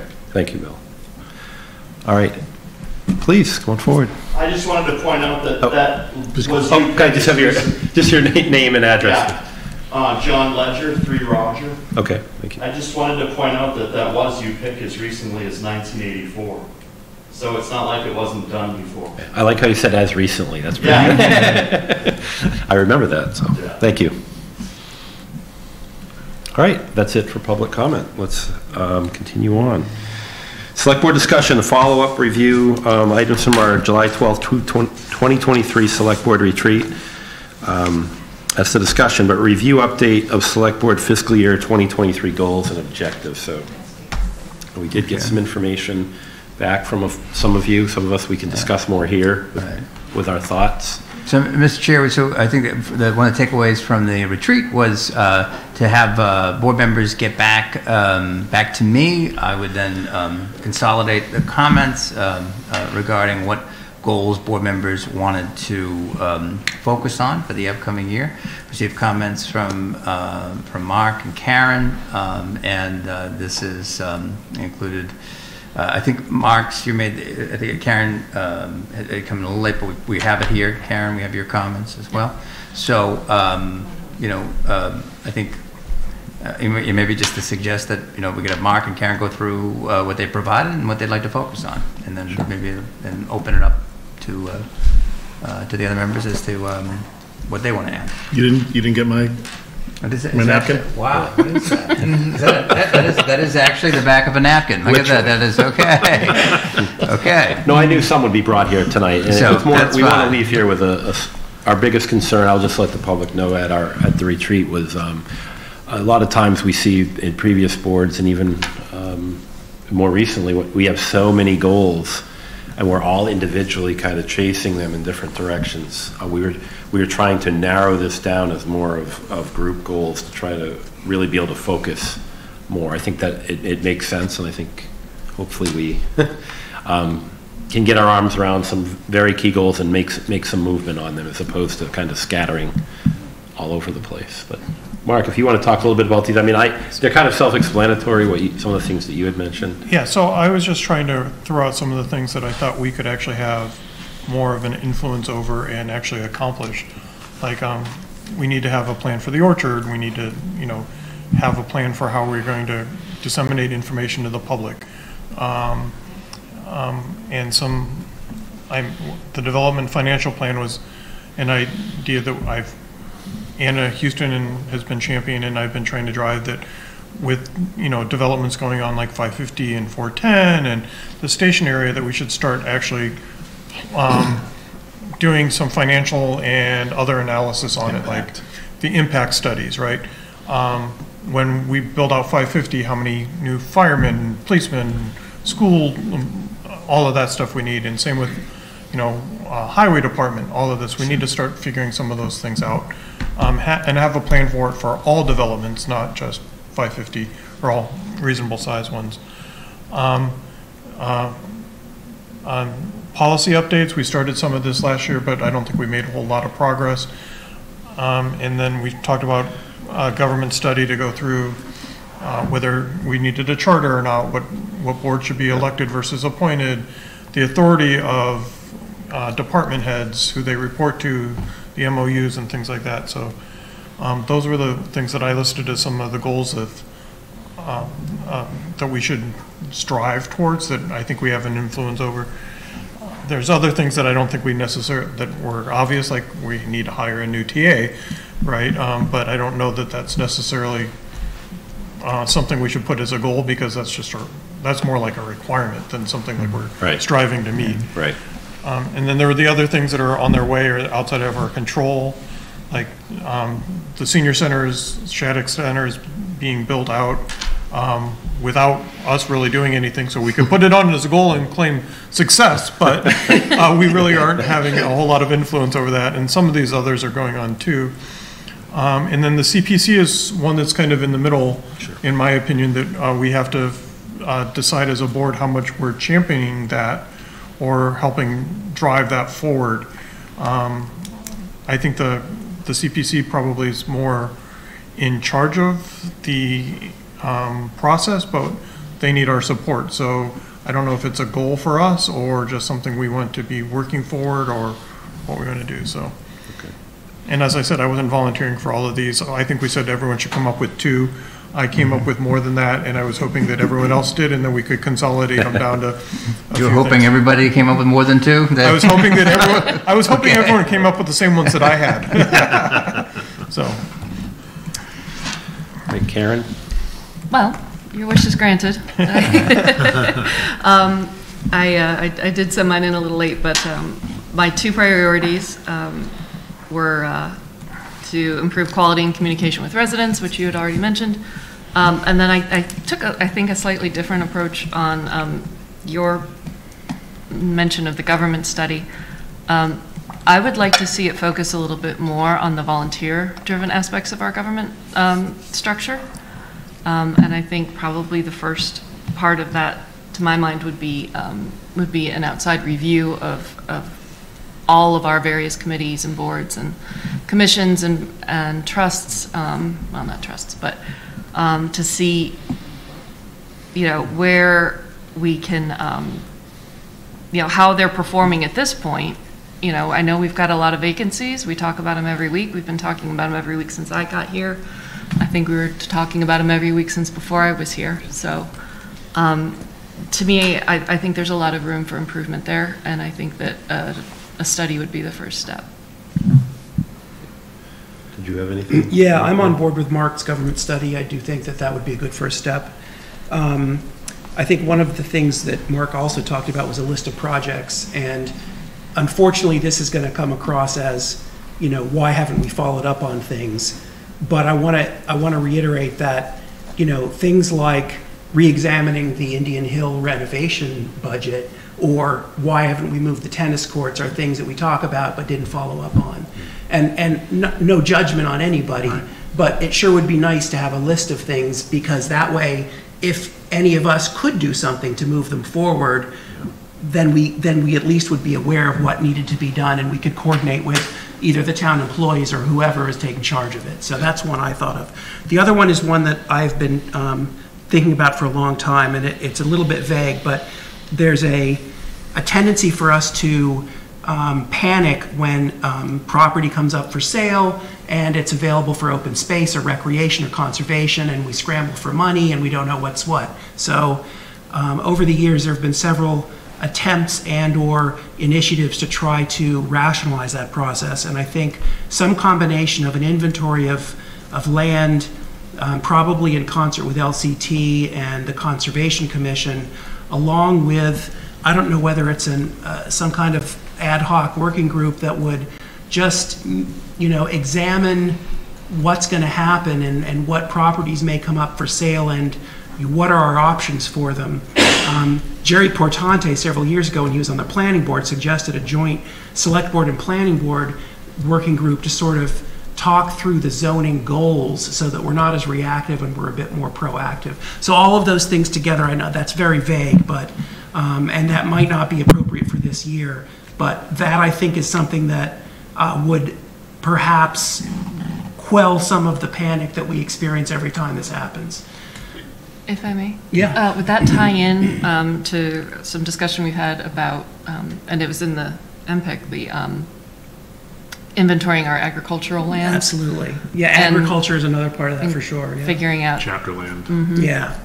And I mean, CPC becomes an important bucket of this too. Yeah. But even beyond that, I think that we've talked a number of times about the trust. That we have an open space trust, and that we're very reactive and panicking and trying to, well, it would be great if we could, and if we had that bucket of money that we just keep socking away so that if something does come available, we may not have the full amount, but in concert with the CPC and maybe some sort of emergency transfer or something like that, we might be able to pull the trigger on it. And the cell tower fund is a great example of that. We've used that over the years to purchase Proudy and several other things. I also think that, I would like to try to put a cap on 5 goals, like one for each of us, maybe 6 if you really twist my arm. But I do think that that's a better way to approach it this year. So that's my input. All right. Back on the napkin.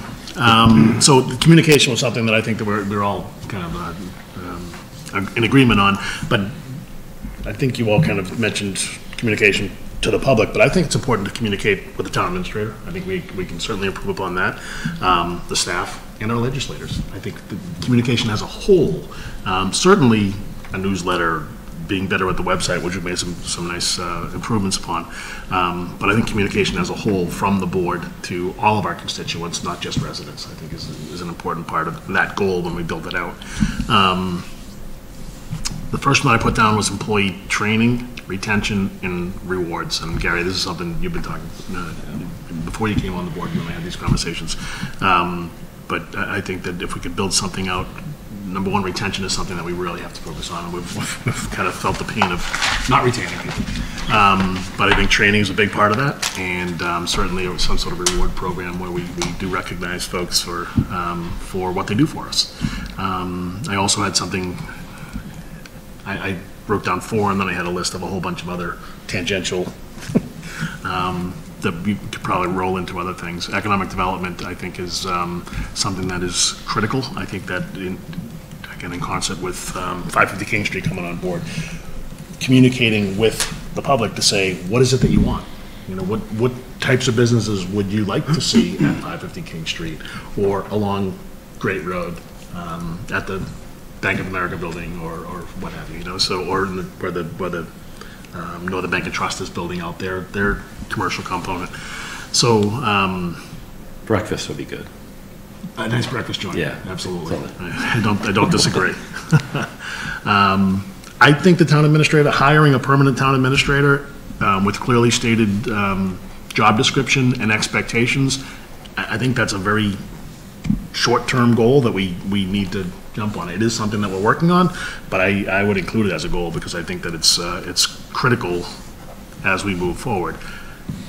I mean, you could also lump in a permanent fire chief, and but we have some navigating to do around that position. The other things I spoke to was a lot of what you had in there, Mark, was as far as the sewer project, Indian Hill, the orchard, sidewalks and pedestrian impacts and bikeways and paths and trails. I think you mentioned some of that, Karen. Open space, and something that you've spoken to quite a bit is sustainability. And I think that not that we necessarily have to hire a person, at least not at this time, but I think that if we research and participate in some sort of training for our planning department, for our building department, for CONSCOM, and help them to be educated more deeply with sustainability so that we are starting to make those, hugely impactful decisions that, affect all of us. So that's it, I think. Okay. I did say senior center, I lumped it in there as well, but again, it's something that's underway, it's in progress. Yeah, projects are tricky to put on there because Right, we have to stay up on them. That's why we're reporting on them every month. Mhm. I agree with the government study. I think that was something we talked about a lot in our retreat. As we lead up to the possibility of a charter, to talk about a charter at this time, I think it's a little bit premature. I think by having a government study done to review all of our boards and committees, to review all of these elected positions versus not elected positions versus appointed positions, and have that audited or an outside agency come in and look at that, give us feedback, give us recommendations, then it actually supports anything further we want to do as opposed to just kind of reaching for it. So I do like the government study was definitely part of mine. That was more from our discussion at our meeting. I did have that as well, so it's unanimous. I showed it to Mark, just don't think I just added it. This is something that I had last year, and with the grid and everything. But I'll just say the rewards, retention, the employee appreciation policy program set in place. So we actually have a budgeted item for employee recognition for those that go above and beyond, and that can be in the form of time off awards, financial awards, and other recognition, certificate-wise or whatever. Just a more robust program and put it into writing so we have it. I think it's important for retention. Policy updates, I wanted to put it in there. It's literally the responsibility of the select board to be the policymakers. It's hard to put it as a goal because it's embarrassing to know that some of our policies are so outdated that every previous board hasn't taken chunks out of this. Every board has talked about it. We can't be the only board in Massachusetts that has this problem. No, we're not. That. But I think we're not up with the times on some of, we talked about the drone issues and things like that. But I'm just talking about the entertainment part of it. When we're talking arcades and things that just no longer exist, they're still in our bylaws. I think we did take a bite out of it. I think, was it you and Ms. Napoli last? Or primarily, Mark? Yes, Cindy. But yeah, I think we started taking a bite out of it, working with the chief of police. Some of his policies got cleaned up. But I don't know whether we want to put it, I don't want to steal one of the 5. But I think it's just something that we could actually put on our agenda to have a different policy in front of us at different meetings when we have a little bit of space in our meetings. And we work on it, we discuss it, we iron it out, and then the next meeting we can vote on it. I think that's how it works. That seems like one of the things we could put on a list to do, because that seems like something that we could tackle. Like, if we're going to interface with town council or the department head who's responsible, like, that would lighten the load on Ryan and the other people in town hall. And the board has been, have been doing that. Cindy in particular, been taking a lot with it. So, and taking different chunks out and bringing it before you. So. So you can continue with it if you want. I do like the idea, like, if we would go through the policies and everyone took one and said, Karen's going to bring policy X in August and Matthew's going to bring one in September, or however it works out. But I will tell you that going through the policies is a lot of work. It takes a lot of time to do. Research, because you want to know that your policy, you don't want to just wordsmith the existing policy. You want to say, what does it still apply? How does it relate to other towns? Is it something that we just have a policy for that we don't really need because it's already in state law? Or there's a lot of work that goes into these to make a good policy. So is it duplicated in other policies? Yes. Is the new version conflict with other policies that exist? Yeah. So what I'm saying is it's very hard to do by yourself, for one, and it's also an incredible amount of work to bring them forward. So. Okay. But I do think it's something that we can't keep always saying, well, we'll get to it next year. Right. Well, to Gary's point, though, it is one of the primary functions of the select board. And another goal should actually be just to reduce the number of policies we have, right? Because we have a lot of policies that I don't think we need. Yeah. I guess I'm questioning why 5 people who aren't policy writers and lawmakers would start the process rather than work from somebody who has come from a point of being able to audit it and say, yes, there's a state law on this. Yeah. Yes, this is out of touch. You know, this is frankly illegal, Littleton. You know, we've got to have a few of those on the books, right? You're talking working with the attorneys. I just don't see it as super efficient for us to be the ones who start the process for each policy. You know, because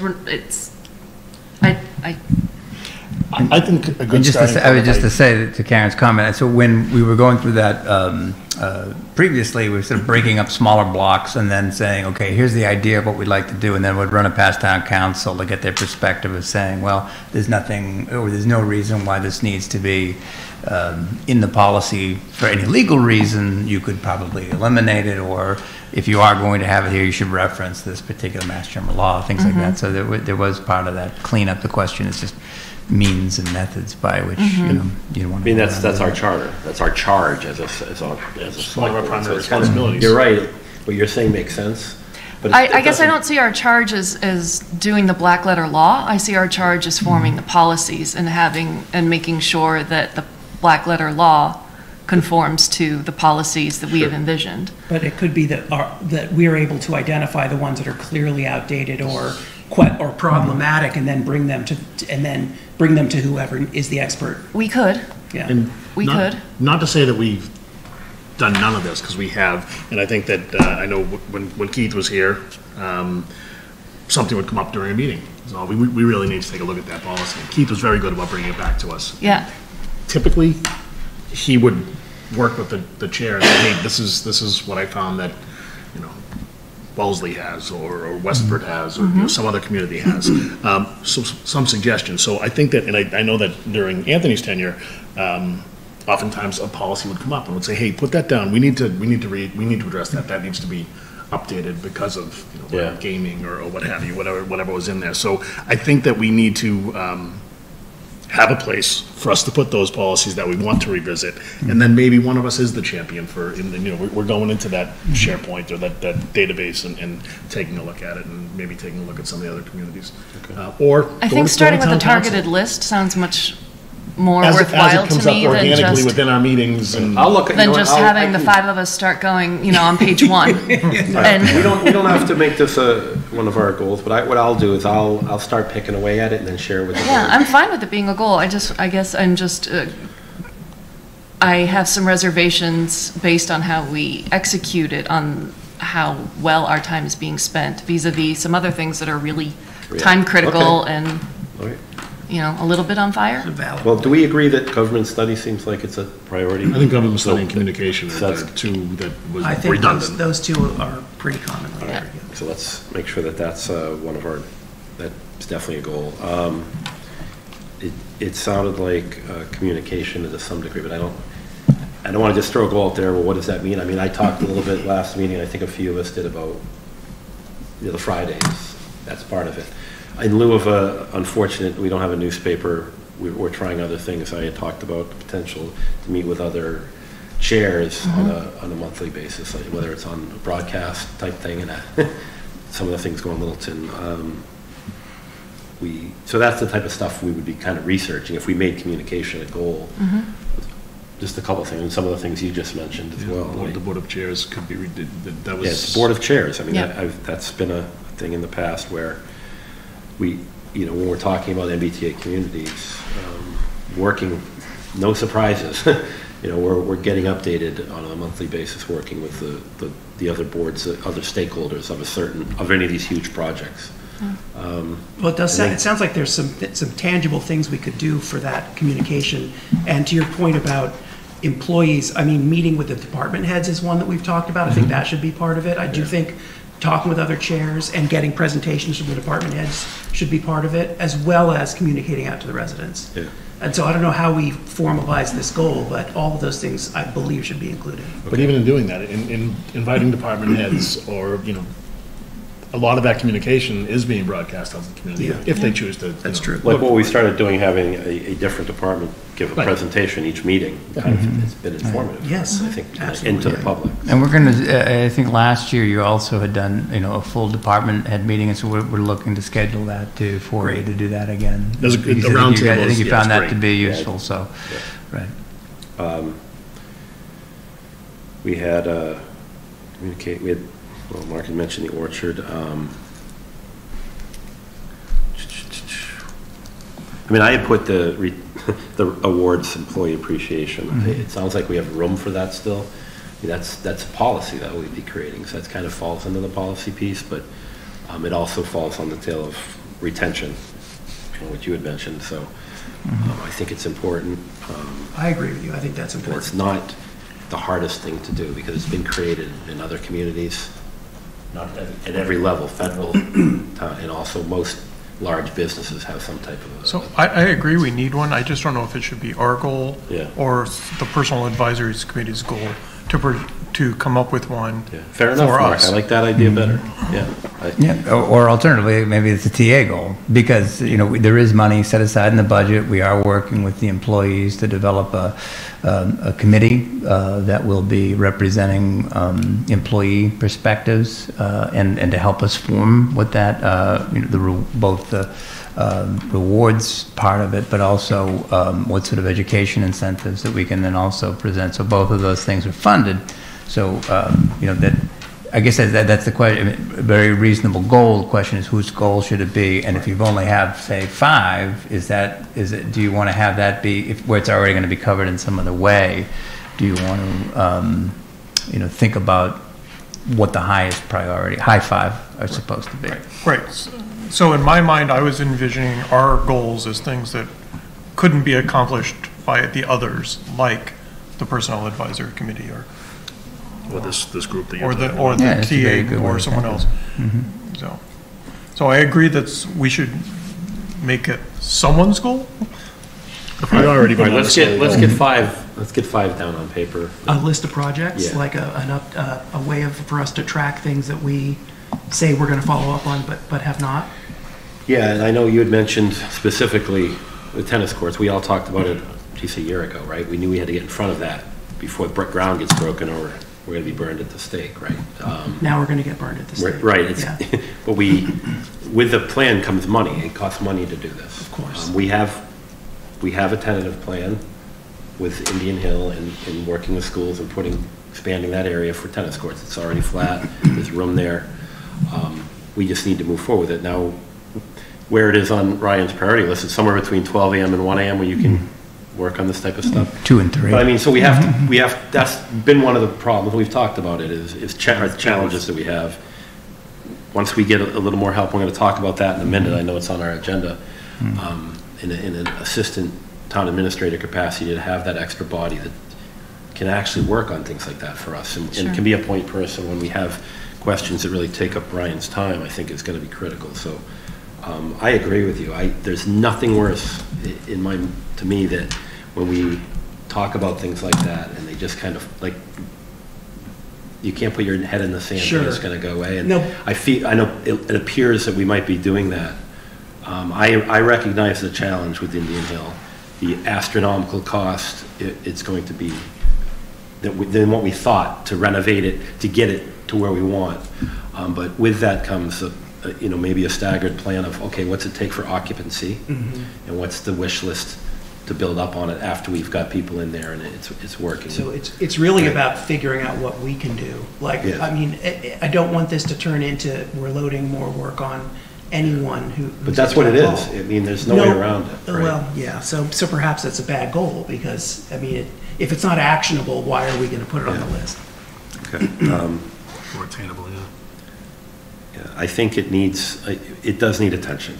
That needs attention, and in some form or fashion on the fall town meeting makes more sense to me. The tennis court side of it, the pickleball court, because come spring we've been told now, we've had the presentation by the contractors, we're going to be without 2 tennis courts, 2 pickleball courts. So let's want to weave that into a goal we can. So I think the CPC's been presented something to do the tennis courts over at Indian Hill already. I don't, and I agree that doing something around Indian Hill and the tennis courts is the priority. I just don't see how it's anything that we can affect, right? It's something that we can make a goal for Orion. Well, we're working on priorities for Orion, sure. Right. So I think it's fair to make that a goal for Orion, but I don't think it's something that we can be doing anything on. Okay. That's all right. I'm still looking for 5 goals here. I have 4 of them written down. Well, so study communication, the government study communication, yeah. The TA, and the orchard. Right. Right. Do we? I think we can agree the orchard is valuable enough to the town. I mean, yeah, we can make that a goal. I mean, that is, again, that's going forward no matter what, right? Like. Well, is it? I mean, we literally, a board could sit here and do nothing except mow those fields and let it. That's why I want to make sure we're moving forward. I know your committee's going to help with that. Yeah. The committee that you're on. So. If you think making it a goal will move forward, that's fine. So would the goal be to make a to have some sort of recommendation by the select board at a certain town meeting? Yeah, I mean, we're looking at those 3 things that I said before. Right.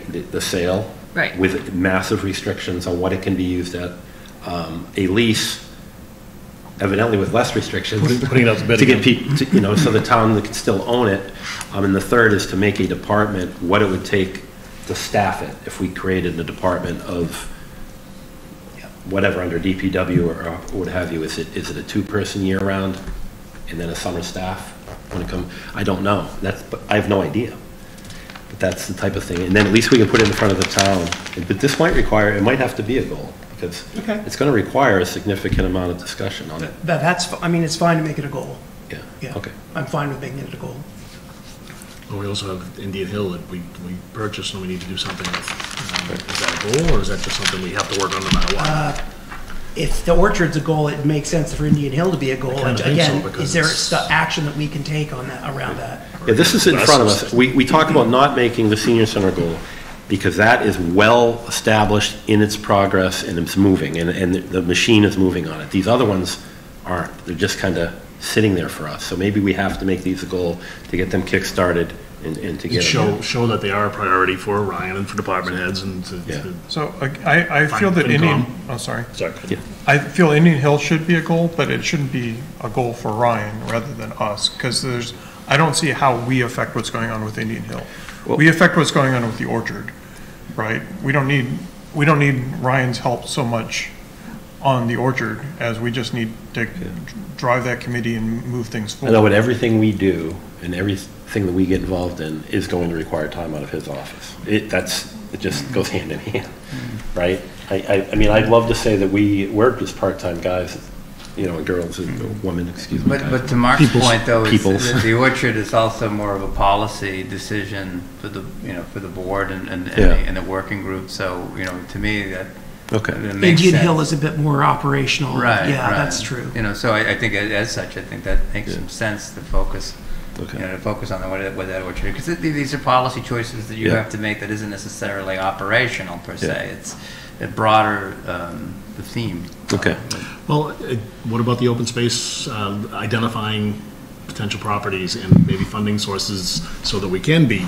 We talk about not being reactive, being proactive, but if we don't make it a priority, make it a goal, then what are we going to do? We're going to kick the can again? And then next year sit here and say, wow, we should really put some money aside because that other property came up and we're running around like chickens. I think the specifics around what that goal is need to be better defined. I'm not sure. I think there needs to be a goal with an end date, not some vague discussions of, like, identifying properties and money is, I don't know, too loosey-goosey, I guess.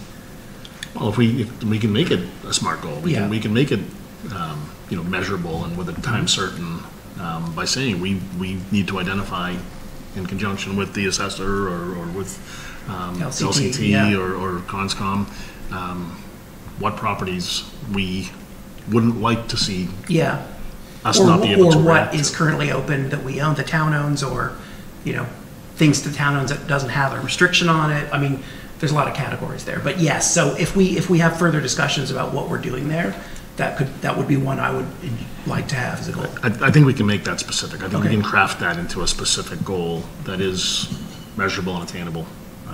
in a certain time frame. Okay. Would the Webster property fall under that? Yeah, definitely. I think it would. Yeah, you know, that's something, I was going to save that more, I almost wanted to bring it up in my updates. Just the Webster property, Ryan, I think we talked about, I want to let the board know, I'm going to request that the CONSCOM is either in a joint meeting with us, makes more sense, or we are on their agenda if they're before us.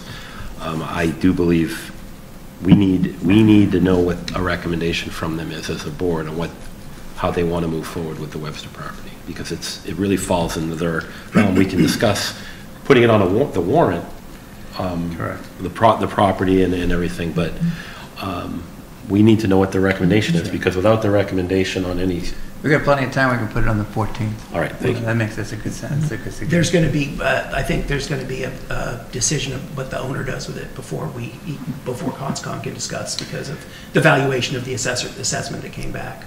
So, but the owner did bring to me some very important, I'm not an appraiser, but I do know that the last 3 major properties in Littleton that were purchased were not part of that appraisal. So I just don't know why. And maybe CONSCOM, someone on there might know, why wasn't the Williams property on there? The Brown property. The Brown property on there. And there was another one. What? We could say Cooper if we want, I guess, but that wasn't one we bought. But just why weren't any of the last 3 properties that Littleton was involved in the purchase? And Gary, those are questions that maybe the CONSCOM can't answer, because the appraisal's already out, so there may be, there's a considerations, but the appraisal's complete. So right, but at the end of the day, we need a recommendation, because this is something that would have to go on the fall. Oh, no, I'm just saying, if you brought the CONSCOM to speak specifically about what was in the appraisal and what comps were used, it may not be something that they could specifically speak to. So yeah, and is this something where we can have the actual appraiser? Does that happen? I'm not sure on previous boards where the appraiser comes in and discusses. If we hired the appraiser, then that would be. Now I want to know the answer to this. What about the long-term fiscal plan? Sorry to interrupt, but the long-term fiscal plan, we got tossed around a little bit as a goal. To me, knowing what properties we are interested in, what might come up and how much they would cost, might be part of it. Yeah. I really think there's a sense of urgency in terms of being able to know whether the numbers that are being given to us by Lapoli, for example, are numbers that we agree with in terms of impact. And I think it would be a good test case for applying it to all our future projects. Oh, like the development, impact, study or something. Yeah, and so if we had, I don't know, a long-term fiscal plan is a huge umbrella. We could narrow it down to include a couple measurable things, such as an inventory of lands that the town might be interested in, or that might be coming up, or a process. Even establishing a process for evaluating them would be something that would move us forward. And then, I just lost my train of thought. Where was my second point? Someone.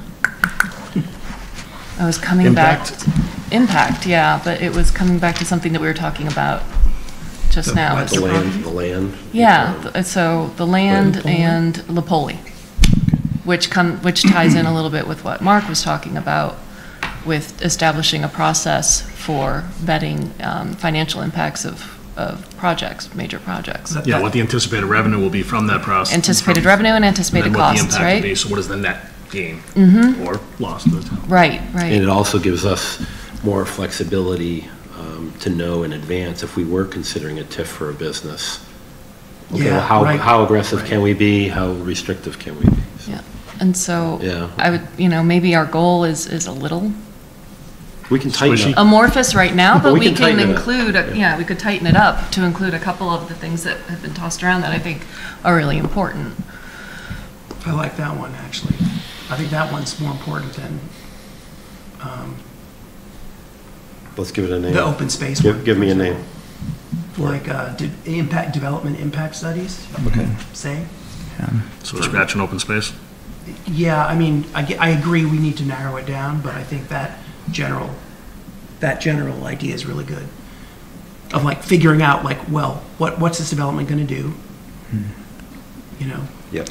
I think the thing I caution the board on, and we've said this all along, is that, to Matt's point, what's this development going to do? If we take 550 King Street, I could take a dart and throw that and, wherever. I mean, I could throw it at, I don't even know the wall I'm going to throw it at right now. So never mind with the dart board. So, it's something to keep in mind that as an exercise, while it may be, valuable as a concept, in terms of the practical side of it, where we just really don't know. It's so fluid. Well, yes and no, right? I mean, sorry to interrupt, but depending on where you're talking about where we were in the process a couple of years ago, yeah, there was, nothing to even throw at. But, I mean, we have numbers, right? We know what somebody knows. Well, somewhere. developers presented numbers. Yes, so I think the question is, do we agree with those numbers? Right, we don't want to take their word for it. Kathy's done her own as part of our policy. well. Backed by data, backed by other communities. Right now, we have no information, and at least we know value of the property, number of apartments, potential number of inhabitants, impact on. It is somewhat speculative, though, because we don't know. So we've been told that the first phase is going to be one of the residential units. Yep. But is that going to take 6 months, 12 months, 14 months, 2 years? I don't know. It is kind of. But I mean, forgive me, but Sal would not have. I mean, nobody would go into this without understanding what they're going to be building and what they expect to get out of it. Part of our decision-making process was that it was going to be beneficial to us. Absolutely. Bless you. Even if we're just looking at the assumptions that were used for the developer. Several million a year is what it's, in revenue to the town, but so. Is that real? Right. We have any of us really looked at the numbers that Lopoli gave us and see if they stand up to scrutiny. Right. They could do the same thing with the station area. I mean, they presented a plan with 4 industrial buildings, and we have another plan that says we're putting 150, 200 housing units there, right? What's the impact? What's the traffic impact? What's the cost? Yeah, I guess. But again, I think that falls under the assessment. Yeah, I just if I may, I'm not saying there isn't value to it. I'm just saying if you only get 5 goals, if that's what the board wants, that's fine. It's just if we're also talking about what things you can effectuate that provides value, I just would ask you to keep that. It isn't to say that as an objective it isn't still useful, but to have some sense and to get the public informed on it. It's just a question too about other actionable items that the board then can take action and be responsible for, such the end 1 year from now when we sit in and we say, okay, what say the Orchard, for example. Okay, we know we have guidance on that. We know our plan forward is X. That's actionable. So it's just so that's how when I think of these goals. It's just. But again, that's up to the board what you want to do. But I want to leave it as a bookmark in there, at least because I think we can discuss it further. I think we do have history. We do have data from the point to some degree. So I think it's important, but let's. So I think both something like that and the open space is not, it's more establishing the process and policy that we're going to do it, not the actual numbers that matter so much, right? If we were to vet Sal's numbers, how do we go about doing that? Yeah. We have no policy or plan on how to do that. If we want to know what our top priorities are for purchasing, we don't have any steps by which we're going to evaluate one property versus another. If 2 properties came up at the same time, which one are we going to pick? Right? We have no criteria for evaluating any of these things. So establishing the criteria is much more important than getting the absolute numbers down. And in the case of vetting, examining the impact of development, just insisting on doing it is better than not, right? Yes. Like, right now, we're not doing it at all. I mean, would that not be the planning board's domain? Yeah. Or to the finance teams. To develop the impact of the assessor's office. I mean, there's a lot to it. Well, assessors is like after the fact. Seems like the planning board would be the ones, or the planning department would be the ones who would determine and at least present to us the information about whether they think this development is a good or a bad idea. I don't think the assessors after the fact at all. I think it's very much. Right, I want to move this along, but I just we're having such a hard time scoping that one that I don't know how we can. Yeah. We need further discussion on it. So let's What do you have? Did you write any of these down? Yes, I did, Mr. Chair. Okay. So what do you have right now? Communications, Okay. TA, Orchard, and then we're in flux on number 5. Okay. So what we're saying? Government study, communication, Right. TA, Orchard. and then we don't know we the had number open of space, employee physical appreciation. impact. Oh, yeah, the employee was one for another board. And then we had the, Indian Hill. Indian Hills, Ryan, yeah, and then we had the, tennis courts. no, development impact and the open space. Yeah. Which we're sort of, I think we should punt on those until we talk about them a little bit more. And what we can do is we can bring it back at, just to sort of solidify this, we can bring it back at the next meeting and say, here's the list that we have. Here are the sort of items that maybe we talked about, but does this make it up to the top 5? And We could adopt 4 plus a bonus. yeah, or 5. Stretch goals. It's okay. Okay. It's okay. So, okay. All right. Thank you. Okay. All right. I think the other item, Mr. Chair, if I may, is the piece with the town administrator's goals, but maybe we should, I just want to keep that on your radar screen, and maybe get your own goals down first, and then build off of that. And we did talk about some other items here that may be worthwhile to put on that list as well, and probably keeping to 5 for that might be prudent. Yep. I would think.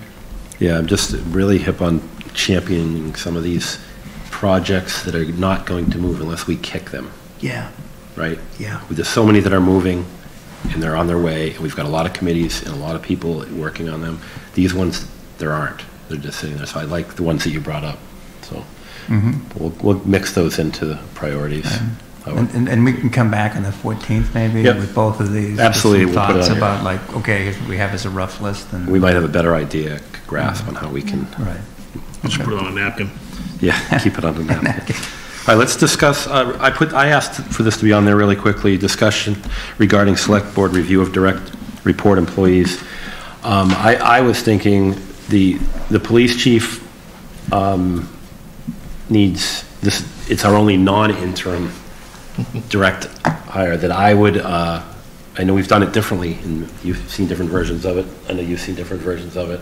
I don't mind sitting with the chief, putting an evaluation together, sharing it with the board, getting input from you guys, and then presenting it. I don't know if that's something that works, or do you want to? So we've always done it the same, more or less, I think, the same way while I've been on the board, which is one or two members of the select board write the review and basically talk to the chief, write the review, and present it to the rest of the board.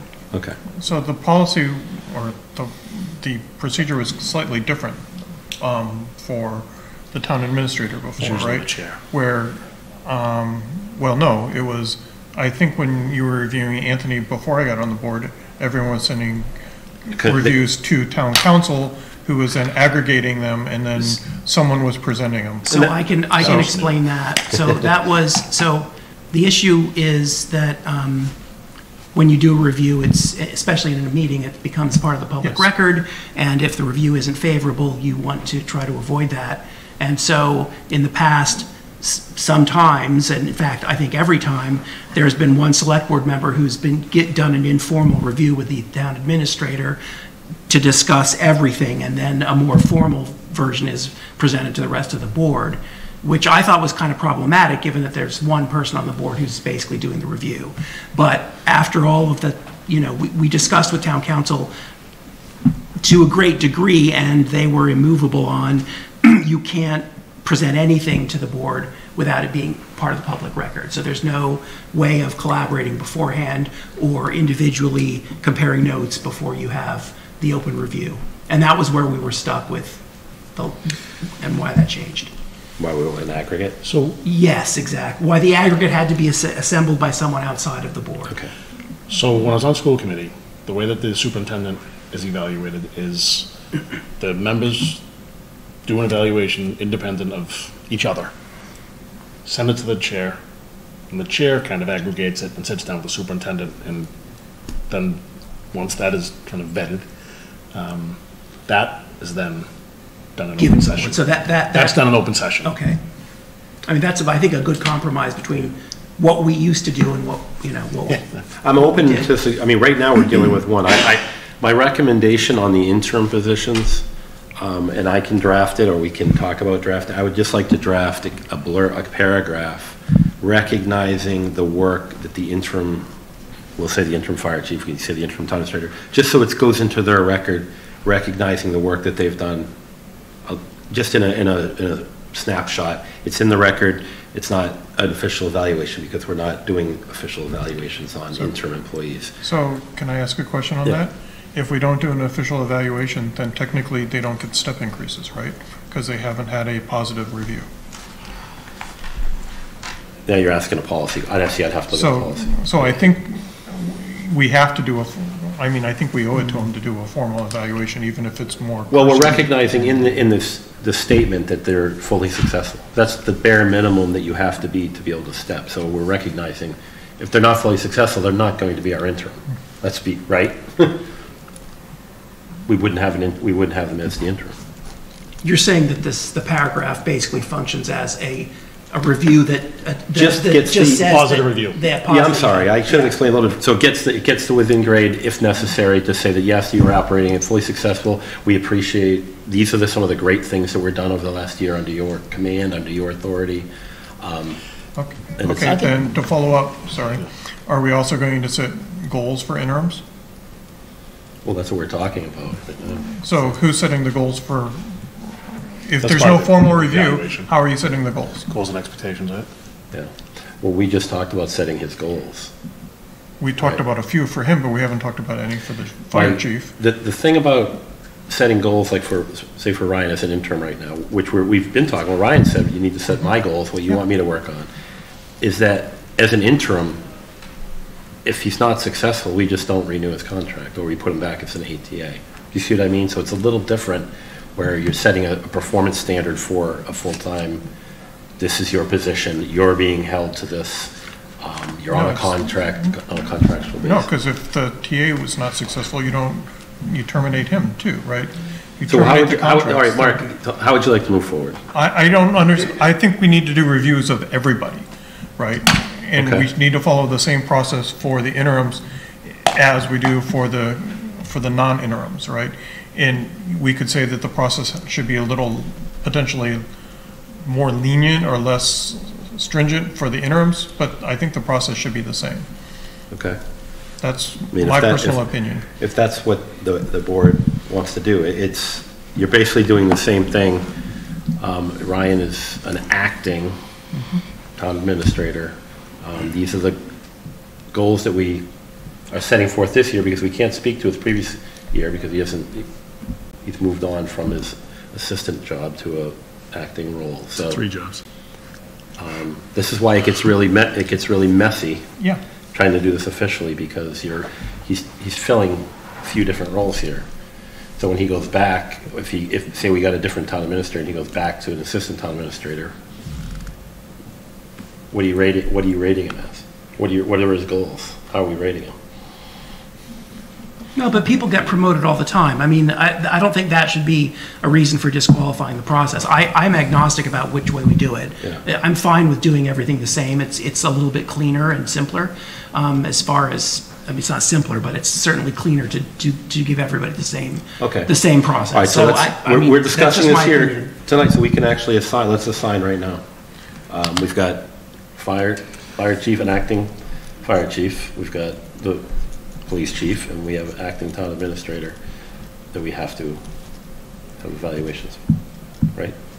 I'm happy to do any one of them. Well, so, Does anybody have a preference? They want to do it if they don't? So wait, aren't we saying everybody does a review and then someone aggregates? If we're That's doing, fine. Yeah. No, that's fine. Okay. And obviously I should do the aggregate as the chair. I think that Okay. makes more sense. But Okay. so let's talk, how you want to approach it, I guess. Do you want to do the superintendent one like we did for school committee? Yeah, I think that, Everybody I sends think you. that Yeah, yeah. For those 3 positions, we all do an evaluation. Maybe you can send out, or Michelle can send out to us. Yeah. The form. Yeah, the baseline. So what we did for the library director was he did his self-evaluation, sent it to. That's part of it for sure. Sent it to the chair, who then disseminated everyone, who then commented back to the chair Okay. on it. So you already have the basis Okay. That sounds good too. All right. There's Mike, you got it? Yeah. No, that's not that, it's not that difficult. I just, Does the self-eval become part of the record then? I think so. Because it's gone out to all the members? Whatever we I think the final, we accept. the final aggregate of the self-review and our input that the board, that the chair assembles is what goes into the record. Whatever's an open meeting. I mean, the self-eval is like, wow, does this person think they're good? No one's going to give themselves a bad self-evaluation. I'm horrible. A lot of areas for improvement. Okay, I'll work with Michelle to get the evaluations. To those three? I'll share them with everybody. No, share them with the employees. To give a self-evaluation. Right. And then I'll share that with each of you. Correct. And then we will And I will aggregate. comment and you'll aggregate. Yep. Okay. Good. Phew, I knew we'd get through it. Discussion regarding raising the Community Preservation Act committee contribution. So we've had the presentation. Do you have a presentation, or you're just here to, because we're going to discuss it, right? Okay, thank you. So this is something we need to come up with our recommendation on what we would like to see on the fall town meeting. So I'll fill in, and Carolyn can correct me when I misspeak. So currently we have a 1% surcharge on your for the CPC, and we get a 30-ish% match from the state. We can increase the surcharge up to 3%. At 3%, you get a higher match from the state, which is closer to 40% for the whole amount. We can do any number in between. We can use something called blended funds, meaning we can raise, the town can contribute the 2% from other revenue sources and still get the 1% from the tax, and it'll still count for the 3% match for the state. So I believe the CPC prefers going forward with a 2% surcharge, and I've said I fully think we should, as a board, try to find what another source for the 1% to hit the 3% match. When you're talking about other sources, you're saying we can either use new growth, either marijuana tax. Yeah, something like that. Okay. So when Keith was one of the driving forces, I think, behind adopting the blended fund from the state. And at one point, when Keith was the town administrator, a lot of new growth was redirected. New growth was redirected every year to the CPC to make up for the 3% growth. Then that kind of, we hit a bad financial year, and there wasn't so much growth, and then Keith left, and things just kind of fell apart on doing the blended. Right. Personally, I would prefer doing something other than just new growth, because it's up and down year to year. I think having more of a dedicated source, like the hotel tax or the marijuana tax or the restaurant tax, or something that we can say is a fairly reliable source of income that we could dedicate to this, I think is a better thing than just saying new growth. But right. It's a little more. So I'm curious how it's worked. So if the recommendation from CPC is 2% initially, that's how it would appear in the warrant. That burden is in place at the 2%, and it's on us to try to augment that over any given years, or by creating a policy that says this money. I believe that's true. Yes, please come on up if you want. I'm trying to make sure that we got, because I want to. So this I stumbled across, and I think it's probably gone out of favor a bit, or it hasn't been followed as closely. I don't know, maybe a couple copies, but. Thanks, Owen. This is one. So there is a financial policy amendment for CPA. Here, look at you guys. That sort of guides us to be a little more diligent, getting both the select board, FinCom, and CPC together to look at the budget, look at places, look at projects that could be funded through CPC, so that if there are places where you could dedicate, you're gonna spend money through the general fund anyway. If that money can be put into CPC, you get the credit for it. It brings you close to 3%. It's a better match. It's really having the treasurer in here too, right? Sorry. Oh, apologize. Sorry, please, come on. Thank you. Solomon Marini, 149 Hartwell, member of the CPC committee representing the general public. Thank you. So, yeah, those are, I mean, that's kind of the, I think if we put more thought and effort into it, probably there are a number of opportunities where we could find that 1%. If we bring it up to 2%, if we leave it at 1%, it's obviously more work and a bigger lift to find the 2% difference to get to 3%. But there is a substantial benefit in terms of our return on investment. No, that's obvious. We recognize. We'll benefit from it because we have found that 2% historically, right? Right. Yeah.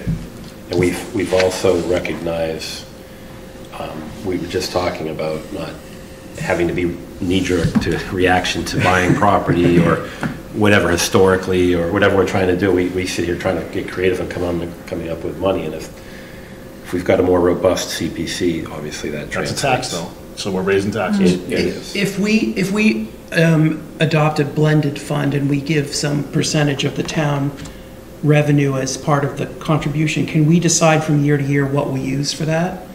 Or do we have to set okay, well, we're going to use the excise tax or meals tax every year? We have adopted blended fund. That was adopted in 2014. Right? Yeah. So we have the 1% surcharge with the blended fund option. No, there's no, we can use whatever funds. Every year we can contribute however we want to contribute to bring up that match. If you have a developer that gives us X amount of mitigation funds, we can do that. If I may, Mr. Chair, I think that what you'd be going forward with town meeting and eventually it would be going before the voters would be to specifically going from 1%. If the choice is to go from 1% to 2%, then that's explicit in black and white. And whatever you'd want to do to contribute into the blending fund would be a policy choice that, of the board, which, or it may be something that's a financial policy that's adopted by the finance committee. Yeah. But also, with that, it's a policy, and policy isn't the same as something you vote for at the election. Right. We're just trying to lessen the impact to the taxpayers. But if we go to 2%, we're obligated to go to correct. To fund it fully. I'm just trying to make the distinction between the legal part of it versus whatever you might adopt from the policy piece, because there's one aspect of it what's been voted. Understood. Which would be steadfast. You have to commit to that, and then whatever else you do. So I think also important just to in terms of the process that we would go to town meeting in the fall with a warrant article, and then it also requires a ballot vote. Right. In the spring, right. Yeah, so it's a huge path, so we want to make sure that it's, that we also have it makes more sense to have a policy that's all that's going to do is help the cause. So I would like to have Finance Committee, part of their policy, come up with something and present it to us. I think that makes sense on ways that this could happen. There's a lot of smart people on that committee right now that Steve included as the chair that has a history, probably remembers when it went to 1% and how we could lessen the blow. But the bottom line is to the taxpayers. Because if we're saying we're going to go up 1%, okay, if we can come up with a policy that says every single year this money will come from X, well, it doesn't affect the taxpayer, does it? The extra 1% we charge to go from 1% to 2% goes to the taxpayer. No, it certainly does. If we go from 1% CPA now to 2%, the taxpayer is paying that one. Well, not if we're using, let's say, you're talking about the 1% match to get us to the match, to get us to 3%. No, if that comes from marijuana. Yeah. Oh, I thought we were talking. The taxpayer is still paying 2%. I thought. Okay. I was with you. I thought we were talking about going to. I think you've got it right. Yeah. Yeah, we're going from 1 to 3. 1% of which will be black letter law legal process at town meeting through the taxpayer directly. The other 1%, which will be a policy decision. and not subject, and not black letter law. So help me refresh my memory here, but I think the CPC collected about $600,000 from the taxpayers, and the average amount was in the $80-ish range. Is that about correct, or? I think it was like 466. Yeah. So I think the 600 may be with the match. Okay. But yeah, I think the average amount is somewhere in the $60 to $80 range. It's, the other thing probably that is notable and important for the public to know, particularly folks who are feeling a pinch, is that there are exemptions both for low and moderate income seniors and low income full population, which have not been used by more than a handful of people in the past. So while we're here and talking about it, if it is something that's a problem for people, that is an option. Could be part of the presentation. Do they have to apply for it? They do have to apply for it. They have to apply for it every year. So it's a. This would be part of the CPC's presentation, probably at the town meeting. Yeah. And it's after the first $100,000. Also, right, your of real assessed value. The first $100,000. I was going to say that does tie to your seniors piece too. Yeah. Remember you were talking about having that meeting. Values Right. is waived, or actually all property values. So that's another just a. It's not presented great on the CPC website at the moment. The 2007 adoption was only on residential properties. In 13 or 14, as part of the blended fund adoption, we added commercial property as well, both of which get a $100,000 value exemption to start. But the waivers are beyond that, just based on income and household size. Could I ask, do we know the status of the blended CPA long-range plan that's in here? No. That's, I think, the piece that over the last few years, when there was a bad budget year and whatever was happening on the various committees, has fallen to the side, and I think it could use some attention. I mean, the discussion to have it on the warrant is one thing. Recommendation, I mean, my feeling on recommendation is I'm a numbers guy. I need to know if we did nothing, how does it affect the individual taxpayer on an average, right? And then finance committee. What 2% or 3%? Right, what those look like. Treasurer, where, give me some ideas, where can we find this money? Where can we find money? And what's that impact? But, I mean, that's me. I can't speak for everybody. So we do, I mean, we've done. You've given a presentation. We've got some estimates on, sort of median home value, 10, 15, 25%, 90% percentile property values of how what 2, 1, 2, and 3% look like. I mean, I think I'm doing this off the top of my head. The median home value surcharge is about $65 at 1%, or maybe 80. And so if it was 3%, it's 240-ish, somewhere in that range. One thing, Mr. Chair, too, we talked about some of the earlier discussions that Saul, Carolyn, Mark, and I had about, was trying to say that to make up for that supplemental, we vote from 1% to 2%, and then whatever else we can do to contribute to the blended fund to make up for the 3% is the question of trying to find, where that revenue might come from.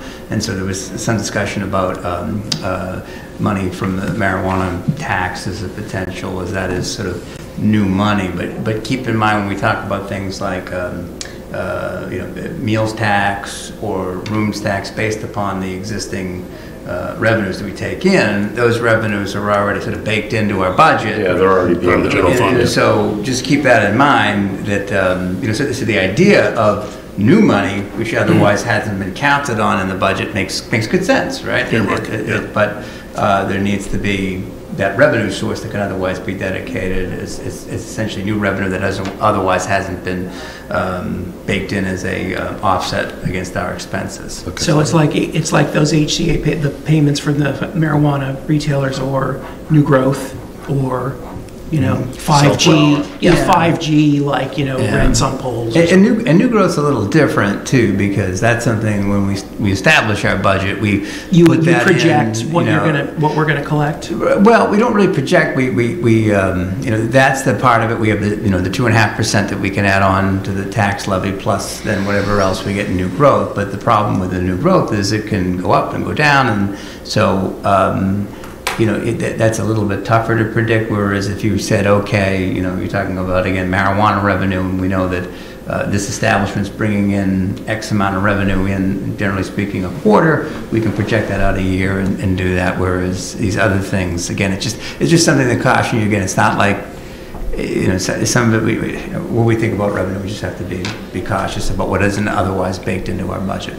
Permit fees? So the other thing that the committee talked about was being able to expand what they fund through the CPC dollars to some other projects, such as we just voted to put in new wells for irrigation for various areas, and if they had more funds, they could potentially fund some of that to offset sites or it's town because commons, like so. And I think that was sort of what, you know, one of the things we talked about is that if we integrate the CPA funding into the budget better, I think for a couple of years it probably was, and now it hasn't for the last couple. Well, it sounds like the time that it was baked in, we were in the middle of some pretty good growth at the point. That may also have been it. But point being that if we look at the budget with the eye on what could be used, what projects in the budget CPA funds could be used for, then we start to mitigate the need for some of those new funds, because we're not actually spending additional money, we're just redirecting it, putting it in CPA, getting a match for it, and still spending the same thing we would have otherwise. Yeah, I mean, 39%, I think, 39% interest was for the 3%. Something like that. I mean, it's insane, and I mean, I understand, it's almost illogic why we're even talking about it, but the problem is the taxpayer on the other end, that's the convincing, right? We have to figure out the $240, that's the number. And that's, the question is, do we, your 240 is going to turn into. Do you stay at 1% and try and find the 2% in the budget? That's the numbers that's what I need to talk about. That's what we have to talk about the finance team with, because I don't know. I don't and know. that's right. So that's where we're looking for guidance of,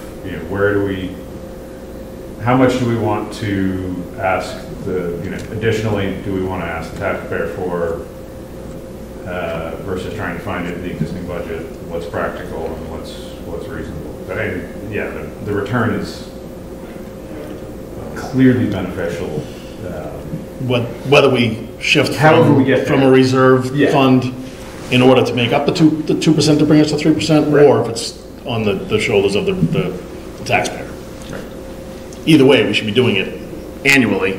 Just a matter of whether we're moving money within our existing levy, or if we're adding another tax to the residents, so that that money that was in our bank account doesn't get used to multiply. I would like to research using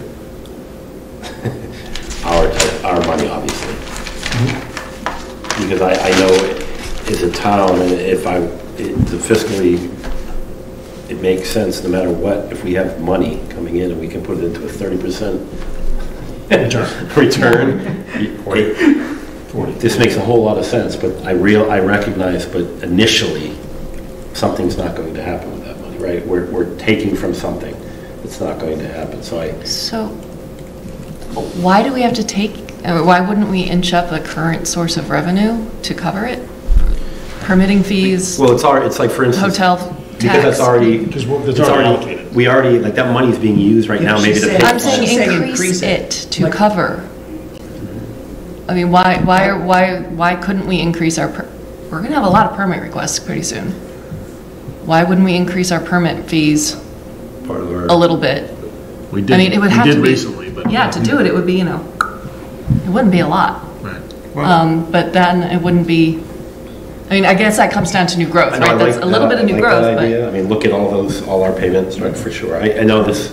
We're getting off the for a little No, bit. I mean, this is certainly it's what we want to hear. It's Because you don't... What we can do, I think the committees, recognize that getting the 3% should be something we're doing all the time. It's how we get there. Right.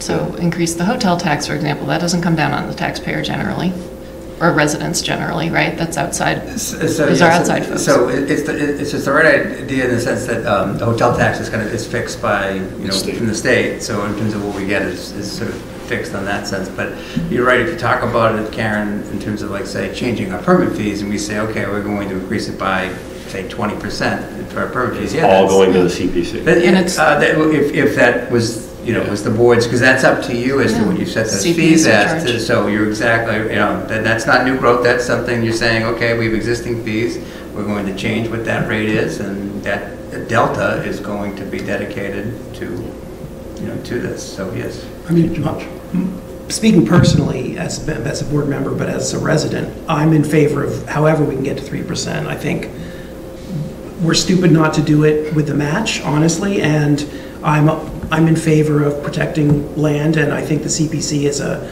mechanism for doing good things in the town. So, however we get there, I mean, obviously there's going to be a lot of debate about it, but I'm just stating that I'm in favor of going to 3%. And I understand that some people are going to be upset about increased taxes, and I'm sorry. So we're getting the net. You might have just created a goal then for the board. No, really, I think this is a real... Of figuring out how to fund it. There's a lot behind this, working with finance. CPC at 3%. It's a policy decision, that's good, yeah. So, again, speaking for the committee, I believe they need to know fairly in short order whether they're going to go with a warrant article they need a warrant article in the fall so that they can do the ballot in the spring. So they could do they have to have it separated. They can do a placeholder. Yeah, so yes, they could.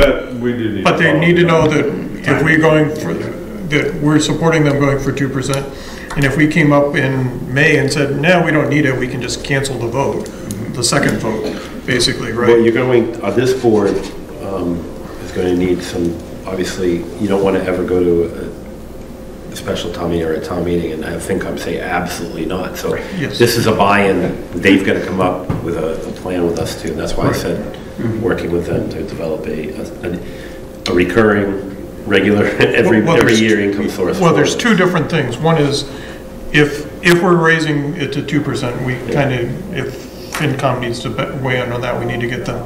But we also need them to come up with how we're going to, the source for blending. Give us for the at least other 1%, if not more. From 2 to 3. And what's that number? If I knew what the number was, I'd have some ideas. I don't know what that number is. Guess 500,000. Okay. Ballpark, Yeah, all right, well, that's a good number. It's about 500,000%. So in a probably, what are we going to have, a $67 million budget this year? I mean, in the scheme of things, it's not ridiculous to try to find that money, but like I said, all right, so I would say that, are we comfortable with what they're going to request on the warrant? I'm very comfortable with them going forward 2%. Okay. So move ahead with the 2% warrant article, at least as a placeholder, and if we come to something different in between, I like it where it is, because it gives us the flexibility. If we have money, we should be bringing it up to 3% every year, but I don't, it's a tax. The tax, I mean, if we have the money that we got from the residents, well, then we can put it in and benefit from it. I think it sounds like it's important enough to this board, at least the majority of the members, that are saying at least have it on the warrant. And if we come up with a plan between now and November 1st, town meeting, we can pull the article because we found a way to fund this, right? Well, like I said, it depends on your approach. If we're, I mean, are you trying to fund to get from 2 to 3%, or are you trying to get from? Well, I think Chuck's point is just leaving it, don't touch anything, leave it at 1 where we are right now. Let's find out how to get there, right? Have a plan to get to this 3%. What's it look like? Make sure that we're doing 3% every year. We can try to commit to that, and how painful that is and what that looks like. So I agree. We're not passing the burden on. I'm not disagreeing that that's a worthy goal. I don't know if it's something that we can really strive to, and I don't think it really affects what's happening in November, because I really think that they need to come with 2%. in November regardless, because I don't think we're going to come up with we're not going to be far enough into a budget cycle or have enough of a plan by November to say how we're going to come up with $1 million from next year's budget to put into the CPC. We might have it we should have it by May. We should not be able to know what we'll need by May, but not by November. So by November, we should be able to commit to 1% or 2%, right? And if we committed to, if we can say, hey, we found a source, $1 million, Mark, I'm not going to sit here and argue with you. I think that this makes sense to me, but I just know that it's about the town voting and a tax.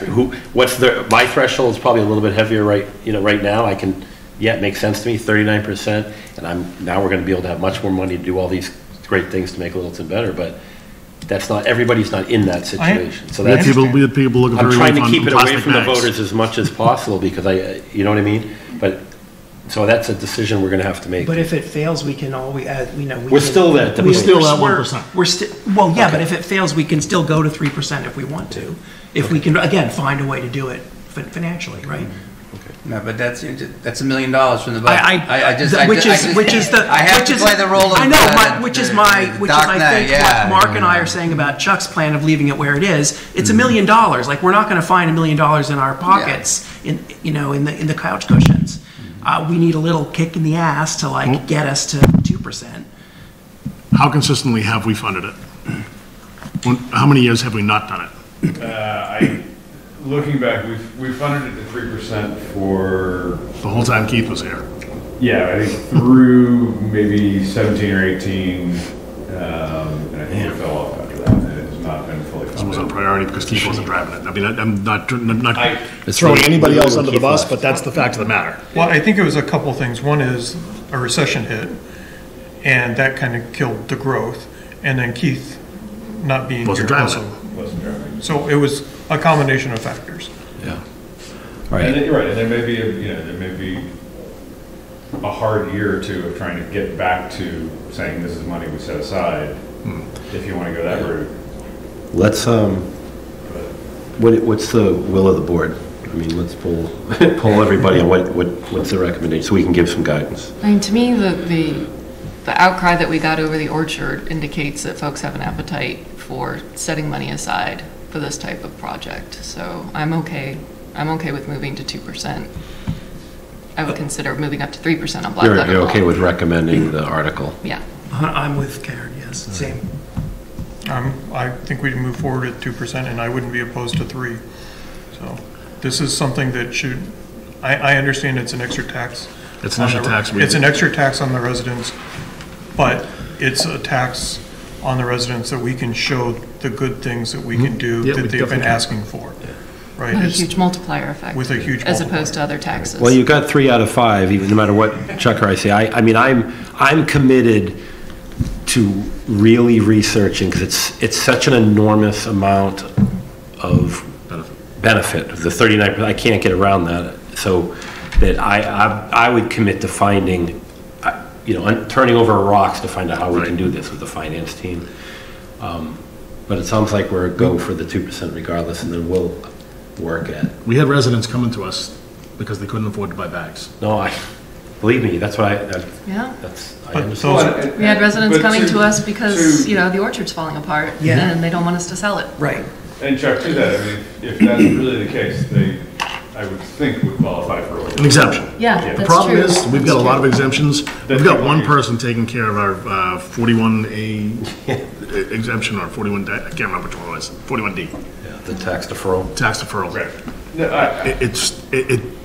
People don't come forward and do it, whether it's pride or whatever it is. People.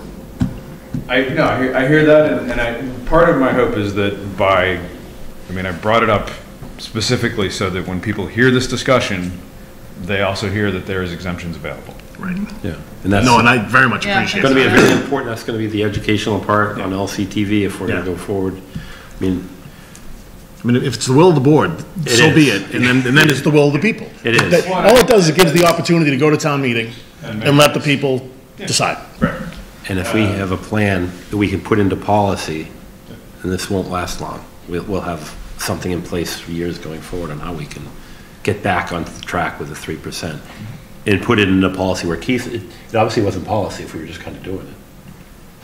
Yeah, we recommended it every year. Right, as opposed to having it in the financial from policy. free cash making it that important. into This is CPC. So, okay. I do want to hear Mr. Sanders. I know you. Please. Thank you, sir. Again, we want to hear again from FinCom and. Yes, absolutely. Thank you, guys. I mean, it's quite an undertaking, and appreciate your effort.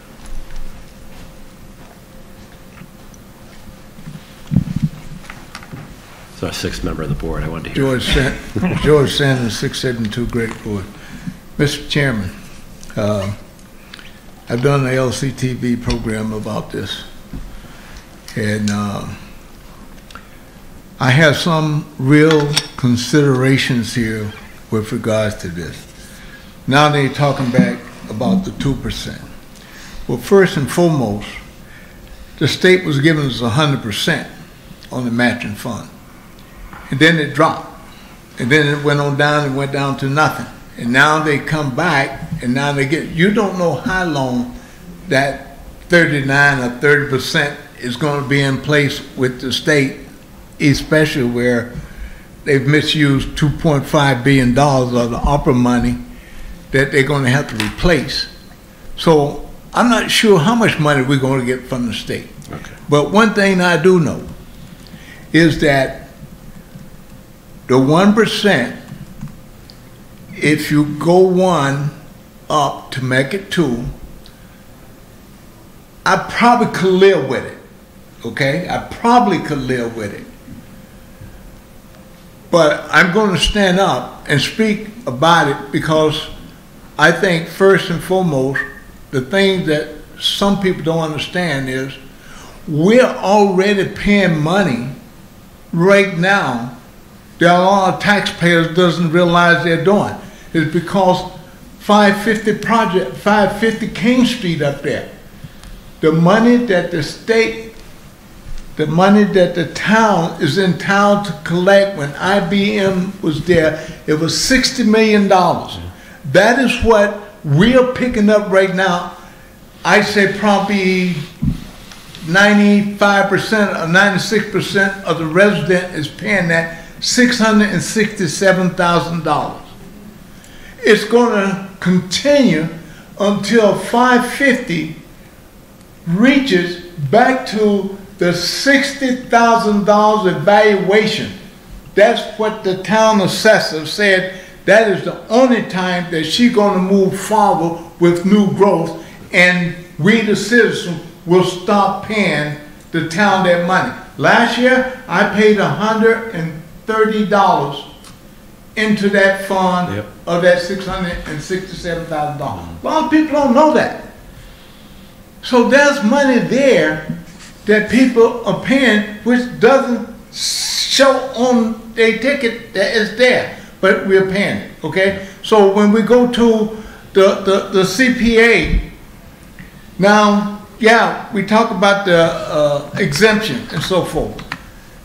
I understand that the town needs money, but here's what I think that the town needs to do. You need to put a stabilization fund in place for the CPA. And that money, which you say that, you know, from the hotel, marijuana, whatever the case is. I know for last year, as Brian said, okay, it's already built into your budget. Well, it wasn't in your budget before because it wasn't there. So when you put it in, it's like Ms. Morrison said, well, maybe we could boost up the tax that we're charging local for the hotel, maybe increase that a little bit, that you can come up. The Governor Healy started in Mass DOT, which I mentioned in the letter, this Office of Possibility. Ideas. Still they're coming up saying, oh, can't do this, can't do that. We need to come up with ideas, possibilities. You need to look at and see what you can do. And I will support you to a certain extent not to go past 1% increase on this. All right, thank you. Because I think that there's certain things that we need to understand, because if we already paying money, bailing the town out, don't come asking us to stick our hand in the pocket to build a town out in another area without you making an effort to try to find the money to do that. So I'm telling you now that I will give due consideration to the 1%. Mr. Rambacher, you and I have spoken on this many of times. Yes. You know I'm a straight shooter. When I tell you that's the way it is, that's the way it is. Now, I will support to that concept because I think a little bit is better than none. So I think you can get a little bit more, and I think you gentlemen and the lady here needs to work hard and look at that budget along with FinCom and see if you can come up with the 1%. Because I think it's the right thing to do, and not tell the taxpayers we need to do this, because if we wasn't building out up there, I'd be saying, hey, go for the 3%. But we're already building out this town with money, and I'm going to stand up and tell the people what we are doing and what the town is doing, because nobody else is telling us we are building out. And not only that, there could be other companies that go down and we still fall in the same category and get kicked back onto the resident, and they would have to bail out that amount. So, listen, let's do the right thing. Yeah, thank you. Thank you. Thank you. And we'll get back to 60 million on that property, trust me. All right. It sounds like you got 3 votes. I mean, I'd charge them with going forward and putting the warrant article forward, yeah, so. 4 if you include George. Pardon me? I said 4 if you include George, but But he said he could, remember? He could. 2%. All right. I mean, No, it's good. one point that was brought up, though, as more and more towns The number can come down. Exactly. But I don't, in this financial climate, I don't think you're going to see a whole lot of towns being able to do. We are definitely in the. So we're trying to, but I think if we create this over time, blend this into our policies. Now, what Mr. Sanders brought up that I think is a fair point, the fluctuation of this is where the stabilization potentially could come in handy. You know, you're worried about the years where the match is just so ridiculously small. We're really relying on the state, and I'd like to see what that looks like, what that chart looks like as it flowed. But that's a discussion later when we're working with the finance team to figure out what the worst scenario looks like, and you know what the best scenario, and try to blend it, stay even keel across the board. So, thank you guys. Appreciate you guys staying. All right, last and also least, minutes. Approved minutes, amended minutes for June 9th, and minutes for July 10th and July 12th for our meeting. I thought the The July 9th minutes, I think, have an error in them on the second paragraph after it says 4 p.m. It says something about the town pertaining to payment of the 19.5 million in MassWorks grants. That's 9.5. Okay. It's not a small catch. Otherwise, I didn't see anything. I think the minutes were fine for the other meetings. Good job. Yeah, the corrections were, I think, just fine. Yep. Yep. All right, I will look for a motion for all 3 if there's no...